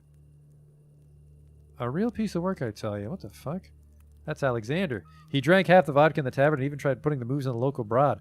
Goes without saying that he failed miserably since that gal is colder than the Siberian winter. Good for her. The dude obviously has a history behind him. It'd be great to interrogate him. Such cell warriors usually mean bad news. You have a sneaking suspicion that the man in question is your colleague from the Atom, Alexander. You silently swear at his great ability to stay off the radar. What about this one? Before you stands a broad-shouldered man with cold, cruel eyes. He's quietly discussing something with his comrade. Hello. Do I have a reason to talk to you? Look him straight in the eyes. Your interlocutor's friend clearly wants to say something, but after a glance at him quickly reconsiders. The man again turns to you and looks you in the eye. He doesn't look away and doesn't even blink. The ominous smirk gradually disintegrates. At last he interrupts the prolonged silence. What are you staring at? Want to confess your undying love to me? I'll tell you straight, dudes are not my cup of tea. We'll see about that. The man grins and answers you the same. However, the smile gradually slides off his face. He looks back, not from a position of strength, but as if responding to a challenge from you. Turn away, that's how I like it. Chuckle and turn away. You turn away and clearly feel the man's burning gaze on your back, but he stays silent. At this stage, the incident is exhausted. Okay. Is that Dan? Oh, that might be the mechanic. What's in there? I think it's fine as I don't take anything, right?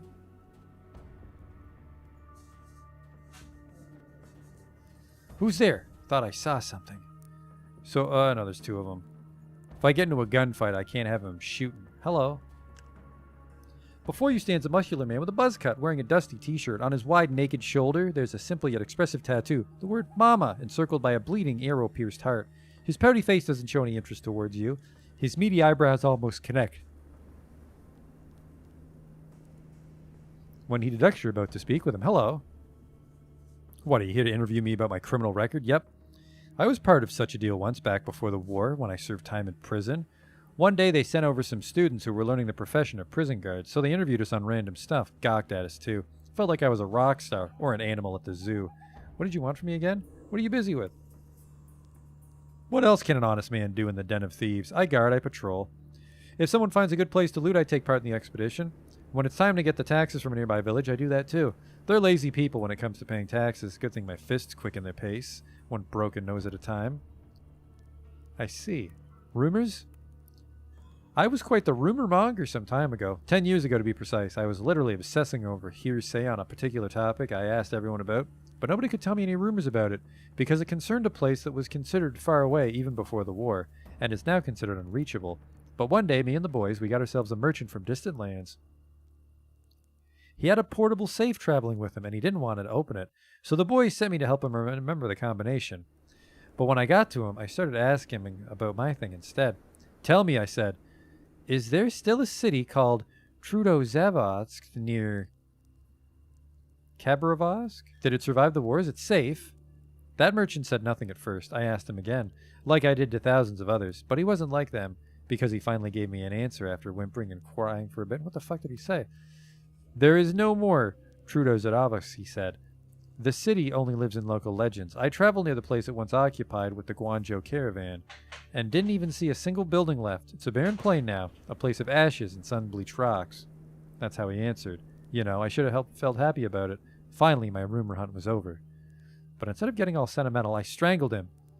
Sank his fucking lockbox in a ditch. Because Trudozavotsk is my city of birth. Left my mama there. Left without saying goodbye. Deep in my heart, I always knew the city was probably destroyed in the war. Felt that Mom never survived. How could she? Guess I always knew that I'd never see her again. But I had doubts. Doubts gave me hope. And when that fucking merch told me his words, he severed this hope from my soul. I still see the ashes and the sun-bleached rocks he told me about, you know. These ashes are what's left from my home, my mama, and Yura, my older brother. This is what I'll tell you the following. Don't ask around about rumors. Sometimes it's better not to know. Okay, see ya.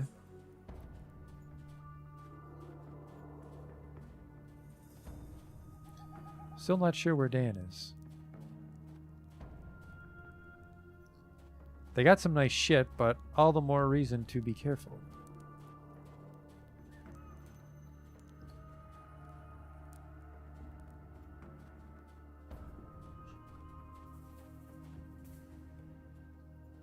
Are you Dan? You see an energetic man. He looks around 25. He's wearing a simple jacket. He smiles at you when you move in closer. Hello. Hey there, wanderer. Ask all you like. I have nothing to do apart from chatting. This day is too calm for anything else. Tell me about this place. Look around. Quite the place, right? Well, all of this is ours, you know. Me and the boys, we own it. Not bad, huh? It'll last a lifetime. Some guys are resting. Some are on patrol duty. That's what I call living. How's life? It's okay. I left the guys I was hanging out with before, and thank God for that. With my new crew, I don't feel like the scum of the earth anymore. Here at the factory, we're all men of a higher purpose, that we are. Okay. Rumors?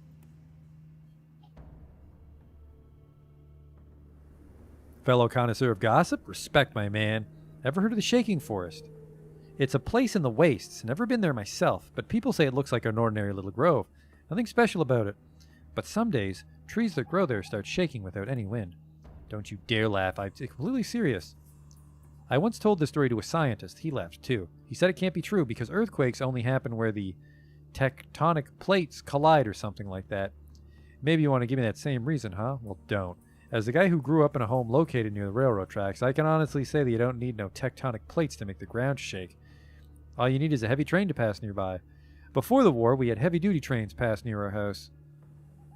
Each time that happened, the windows shook inside our flats, and even the doors creaked and opened on their own sometimes. There must be an underground train system under that little grove. Trains, made for the surviving members of the Politburo or something even scarier. Yep. Okay.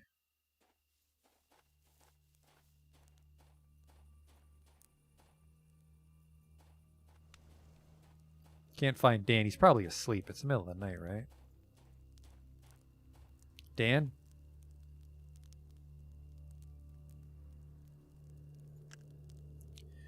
A slim, busy-looking man. I just woke him up. Hello. How's life?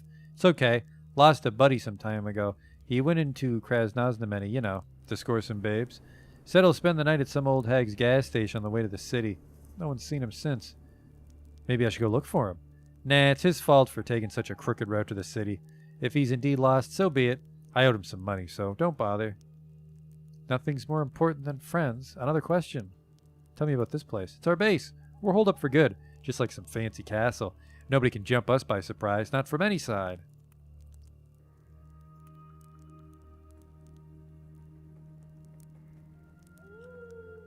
Business as usual.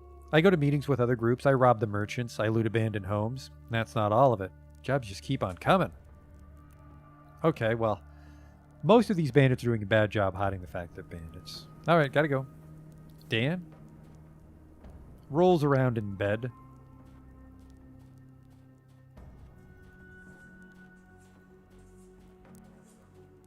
The fuck is Dan?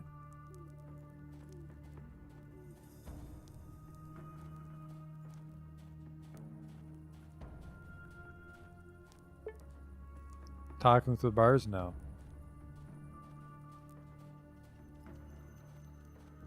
Oh shit. That's not Dan. That guy won't talk. This guy's sick, but I don't have first aid. A man shivers slightly on a dirty bed. He looks up at the ceiling with unblinking eyes, breathing heavily. His broad chest has been sloppily bandaged with yellowing rags. Quit your staring. I have plenty of holes in me already without your eyes drilling more. Hello? The wounded bandit lifts himself up on one elbow, barely, and looks you over. What do you want to talk about? What's wrong with you? What are you, blind? I got knifed, you idiot. Knifed by a fucking kid. Happened a month ago when we heard some rumors about a gang of crazies heading for Atrodonia. These guys were scavengers, animals. People like them burn villages on a whim. We didn't want that fate for Atrodonia. We survive by taking protection money from that village, so we fight for them when they're threatened. We decided to ambush those fucks on the road. Hid ourselves in the woods and waited for them to pass. It worked. Right away, we put down half of them in a storm of bullets. The other half, though, they were crazy. None of them panicked. Nobody ran. Instead, they literally ran towards our gun, wielding knives and clubs. A couple had nothing better than pointed sticks. We got them all in the end, but not before one stuck a shiv in my stomach. It took me by surprise, the dirty fuck. I was reloading when he came at me. A crazed kid, nothing else. I messed him up real good, not gonna lie. Hit him so hard his skull shattered, but like I said, he managed to stick me like a pig first. Now I'm half dead. Anyway, you can see the guys didn't leave me there to die. They washed the wound and bandaged me as best they could, but that's not enough, you know. Unless a real doctor, a proper pre-war doctor, does something about this wound, I'm already dead. Like that one in the village not far from here. Mickey and I think his name was, but the odds of his coming all the way for a house call? And if we force him, he'll just kill me and say there was nothing he could do. He's a man of principles. He hates our kind.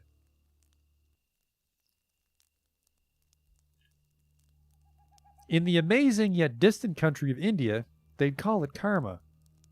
I don't want the doctor helping him. Any rumors lately? The bandit is disgusted with you. Ever heard the shit they talk about us in Otradonia? Fuck my life. They call us bandits, animals. They only knew what kind of shit we see every day in the wastes. If only they knew the horrors we've stopped just beyond the borders of their fucking village, they'd pay us well then. Oh yeah. They're just too stubborn to believe we're protecting them. I doubt they ever will. They think if a man at one point in his life is forced to steal, he can never be trusted. He can never have honor. Yeah, right. So we treat them exactly as they expect we will. Take their money without telling why we do it. Did you try to tell them that? The man thinks over your words. That would have been great, but I'm not much of a diplomat, to be honest. It hurts to speak at all in my condition. Let's change the subject. Who are you? Those who have reason to fear me call me Leonid Petrovich. To my pals, I'm just Leonka the hitchhiker.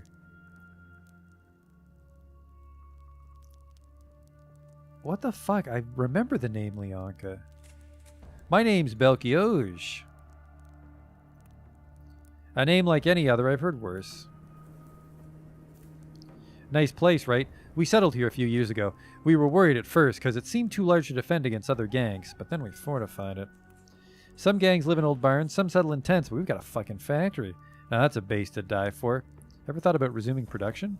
You're crazy, man. How do you resume something which stopped way back before the war? Although maybe someone smarter than me would see things differently. Okay, actually, maybe if the doctor heals them, we can form a lasting friendship. Somebody knife your pal over there? Some freaks wandering the backwoods did this to him. Good thing we got every one of them in the end. You busy with? Yeah, keeping an eye on him.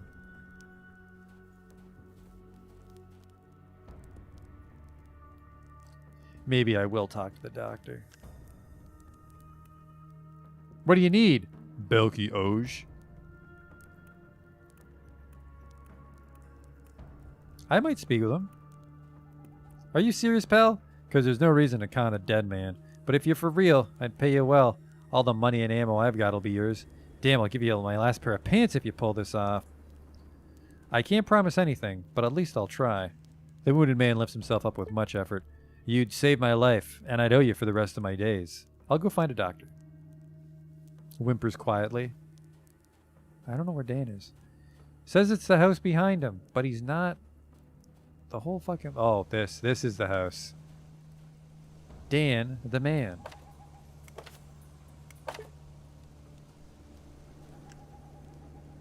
Before you stands a tall man in a dusty suit with a leather holster on his hip. He looks nothing like the rest of the men around the abandoned factory. He stands straight. His hair is combed. His eyes radiate intelligence. Seeing you, the man straightens his tie and says in a calm, measured tone, I'm listening. Denis Denisovich? The same, and who are you? Your real name? Belky Oj. He's stroking his mustache while I contemplate this. The boss writes your name in a small notebook, then looks up again, waiting for you to continue. I was sent here by Kasoy. It's about a job. I see. And why did Kasoy think you'd make a good candidate? We're looking for a very specific type of person. I have a thief's passport. You're one of those types. I'm not going to look a gift horse in the mouth. So you're looking for a job. Can you help me with that? I do have a job for you. Let's call it a test. Go to the main facility, which we're using as a barracks. Look for the locked door and talk to the one named Shishak. He'll give you the rest of your instructions. Okay. I'm in a few words. That's good. Return here when you're done and we'll discuss your future. As long as it's not to kill that man in the prison, because I think that's their mechanic.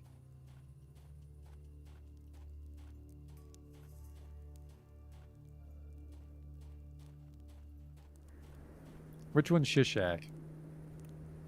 Are you Shishak? Dan sent you to talk to Shishak? Well, let's assume that you found him. He told me to speak with Shishak about a test assignment. Very interesting. And it would be even more interesting to Shishak if you tell him that. Or maybe you just did. I don't know. Are you Shishak? Let's assume that I'm really Shishak. The key word is assume. Just fuck off. Easy there, big guy. I was just pulling your leg. You need to speak with that dude over there. Yeah, you're goddamn right. Are you Shishak? What is it this time? I'm not a champ. I'm looking for a real job. The man spits and fixes you with a cold stare. At last he takes out a bunch of keys and begins to reluctantly sort through them. Guess you won the lottery today. I'm Shishak. Now I need you to do a little test. He starts whistling to himself. He goes through the keys again from the start, happy to take as much time as he needs and maybe a little more. We need to unlock this door, son, and as you can see, there's a barrel's worth of keys on this ring. Most of them don't even open anything in the camp. They were just kicking around when I found it. Never got around to sorting out the useful from the useless. Hope you understand. He yawns and lazily stretches his neck. He then proceeds to search for the right key. He takes his sweet time, periodically grunting out a meaningless observation of the man standing next to him. Which is the correct one? I can't seem to remember. This is awkward. Time passes, or at least you assume it does. It seems as though Shishak's forgotten about the right key, about you, and about everything else in this weary world. He slowly and deliberately runs his finger around the keyring, stretches, and only occasionally raises his eyes to you with a slight grin. Finally, he snaps his finger and removes an unremarkable brass key from the ring. There it is. You can see how quick I am. No need for nagging, boy. Okay.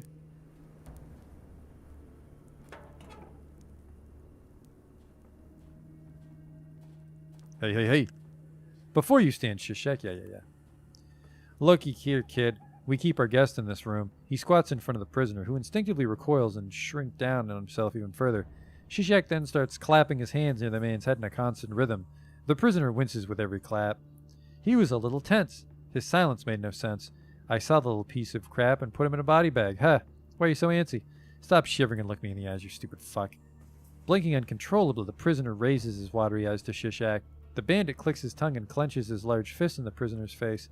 The man flinches back, but Shishak only grins and dusts off his pants. He looks at you and spreads his hand. He's a nervous fellow and quiet type, maybe because of the gag. Who is he? Some schmuck from Otradon talked up a storm about his money, but was it worth it?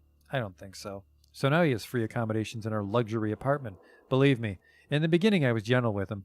Just gave him a couple of quick chin checks, that's all, but he kept screaming something along the lines of, I said some stupid things, I have nothing on me. He's bluffing, I tell you. What do you need me to do? Easy peasy.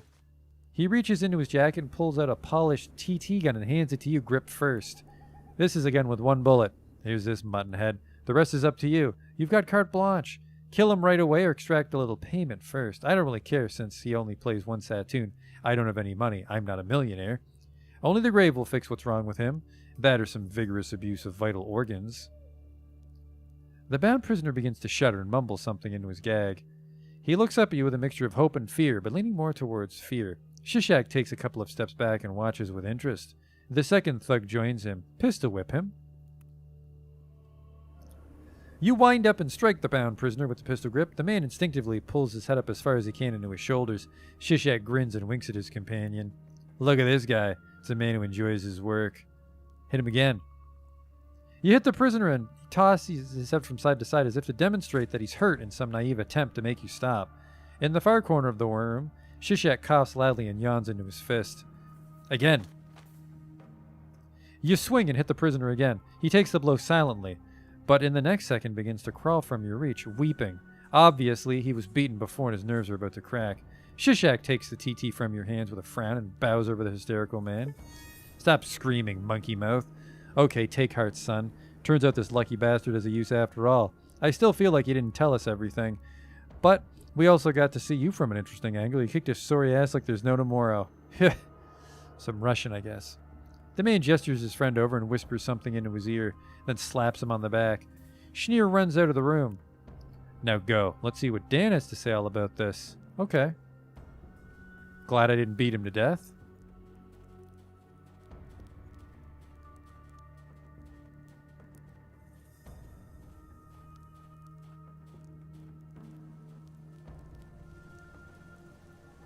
And I got a level out of the deal.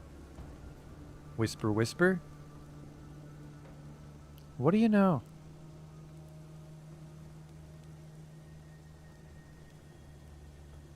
Hey, is that a nudie mag?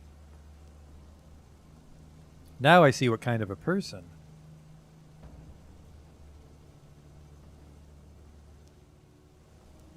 It's fine, I'll wait. That's too much information. Move along. Hey, Danny boy. Get out of the fucking way. I've done the test. He extricates a notebook from an inner pocket and consults his mysterious notes. After returning it to the depths of the jacket, he says, "We both know that already. You're a curious case. You don't strike me as a man who would readily beat someone in restraints. But it's not the actual fact, but your motivation that intrigues me. Tell me more." I didn't want to kill him, but I didn't want to look weak. Your honesty is commendable. Not wanting to stain your hands with a murder, that's understandable. I can't help but share your opinion. You'd better have a good reason to resort to such methods. But still, you didn't refrain from thumping the poor guy a couple times. Okay, I had a different task in store for you, but seeing as you have such a sober mind, I'm going to give you something else to do. It requires using not just muscle, but perhaps even your brain. Tell me the details. I had a visit recently. 3 brothers came to me asking for a job. Just like in a fairy tale, the eldest was smart, the middle one neither smart nor stupid, and the youngest slow as a snail. All 3 were rather unpleasant, but not too horrible, what I'd call average level of post-apocalyptic cruelty. I decided to test them. There's a little farm under our protection not too far from here. Its residents got a little too carefree, so I sent these brothers to collect the tribute they owed. The problem is, quite a lot of time has passed since, and I haven't heard from them. I want you to find out what happened to the 3 brothers. Okay. Where do I go? Visit the farm they were headed for. Ask the farmers what they know and whether they've seen the brothers at all. Give me your map and I'll show you where it is. Okay. This is the place. You've got your task right. Now go. Yeah, are you going to pay me? Let's not fucking get greedy here with these bandits. We're already hanging on by a thread. And then maybe we can get the doctor. Probably not. My speechcraft is in the shitter. Unless I threaten him, which I don't think is a good idea. There's my exit.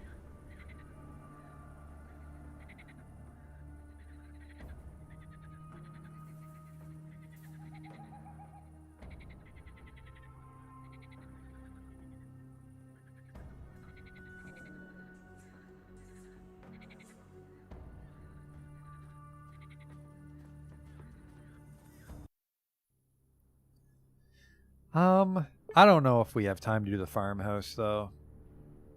Oh, there's a little plane there. Look at that.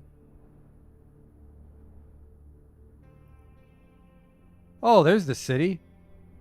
Doesn't look that big. That actually worries the shit out of me. Krasnoznameni, but that's where Fidel is. It's a hell of a walk. I might brave it, though. Atradanya. That's the outpost. It's the northern border. This farmhouse isn't jumping out at me. Let's just go. There it is. Jesus Christ. The Maiden Spring Farm. There's, you know, let's just go to the town. Let's go to the town. Talk to Fidel first.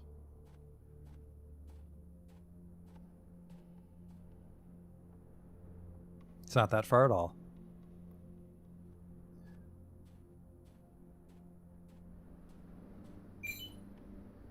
You're being followed by a small pack of hungry wolves. If you won't do anything, they'll surely attack you. They're melee, so I don't want to fight a bunch of them. Try to escape. You managed to escape. Later, losers. I could have skinned them, but they'd get a lot of free hits off. Let's save it, because I think I will fight them next time if I get that particular encounter.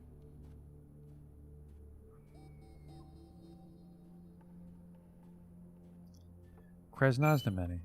You see a trading caravan. I have some money now.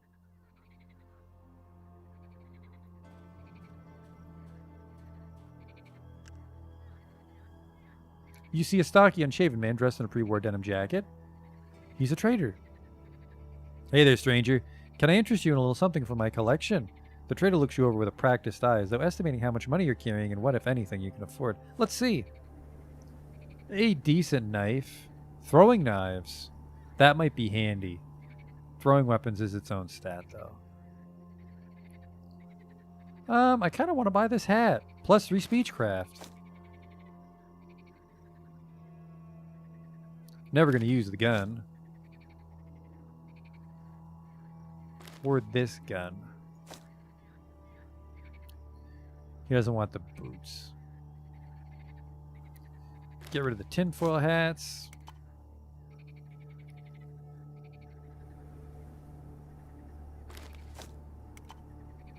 Even Stevens. Give me the hat.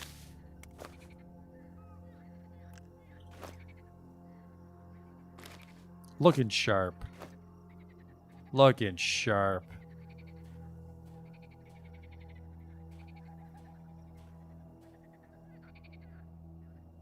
How the hell do I get out of here? Yeah, it's getting a little late, so let's just get to Krasnoznameni. Call it a night there. See if Fidel has any intel for us, and then we'll double back to the this bandit shit. I'm also, my speechcraft might be too low, but I'm fairly confident we can actually get Fidel to join our party, so he'll make the bandit stuff a little easier. You've been ambushed by members of a murderous doomsday cult. I will kill my way out.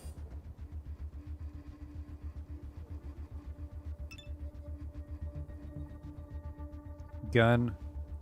Gun. This is gonna hurt.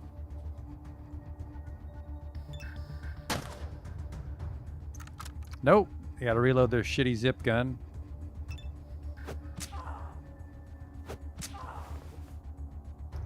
Cultist killed. Problem is now I gotta make the run. Man, what a terrible weapon.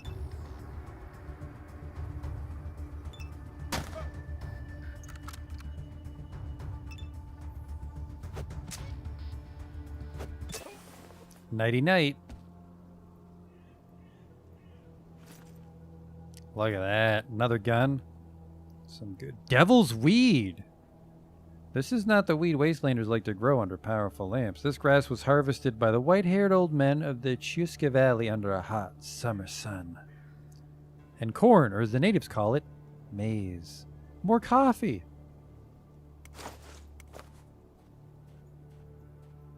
I stand a decent chance when I'm just wandering around in the wastes, it seems. Canned meat for eating. It's a little radioactive, unfortunately. Oh.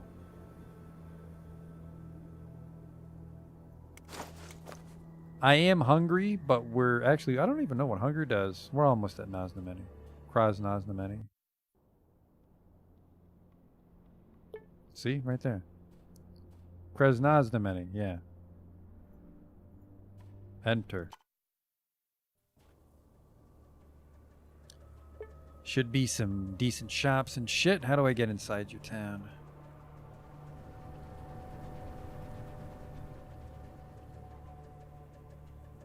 Hello.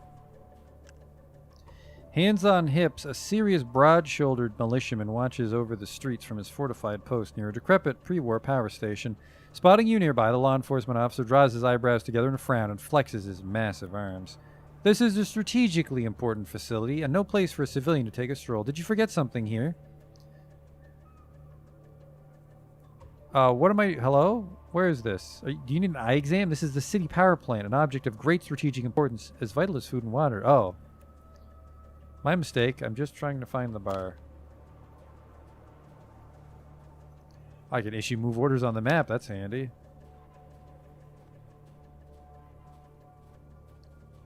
A man chooses, a slave obeys. Alright, well, apparently Russian people love Bioshock. Some sort of traitor. I think. A strong man wearing a Central Asian cap is standing before you. He's pensively stroking a small, neat beard and watches the bar patrons closely. He nods in your direction. Oh! Saludo! Welcome to my bar. My name is Fidel. How can I help you, amigo? The password is... Shadowrun. You clear your throat. Leaning closer to Fidel, whisper...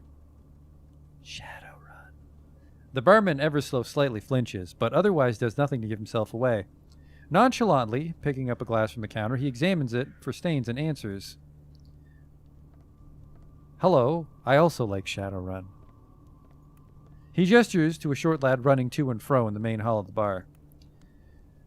Kostya, you're in charge. My friend and I need to talk, and you? Follow me.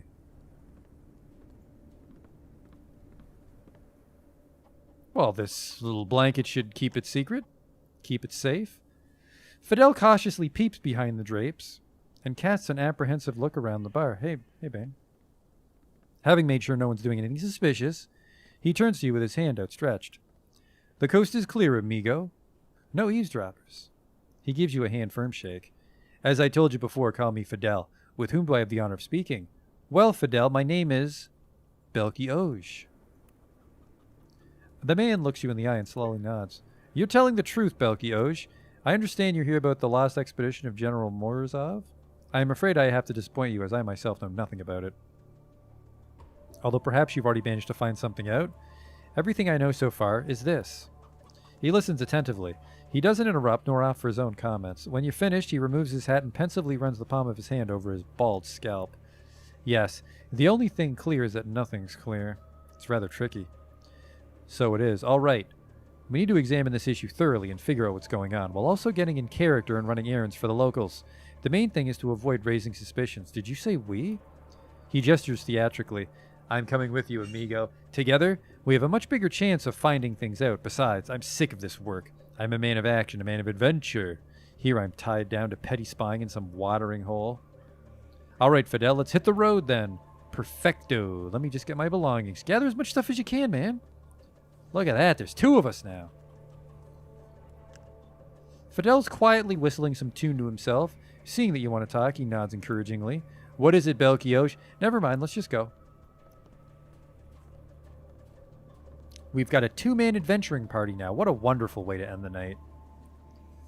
Based on difficulty, your companion can die. I have it on normal, which I think means he's safe. I'm just looking for... Ooh, there's an army base or something. They've got Yashunkas. It's probably bad for my armor, but I would like everyone in my party to have a Yashunka. Now, if I was a merchant, what part of this damn city would I live in? Because that's the bar.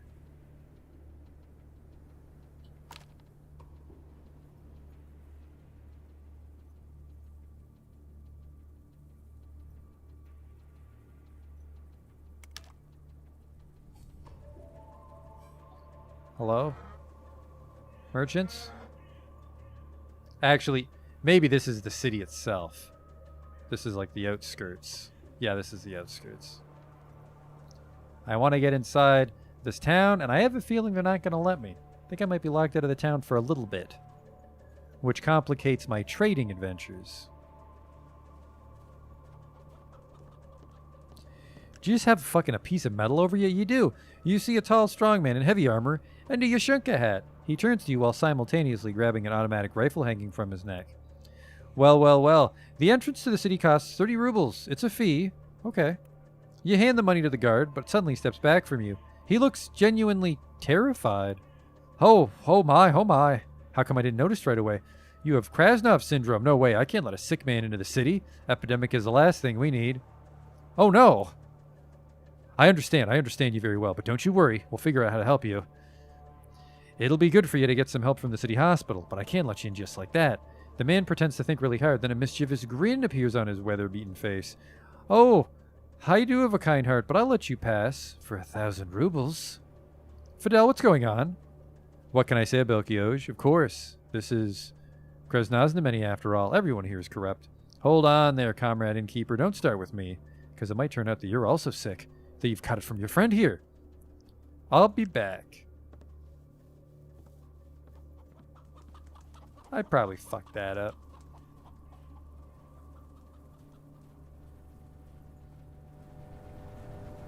We'll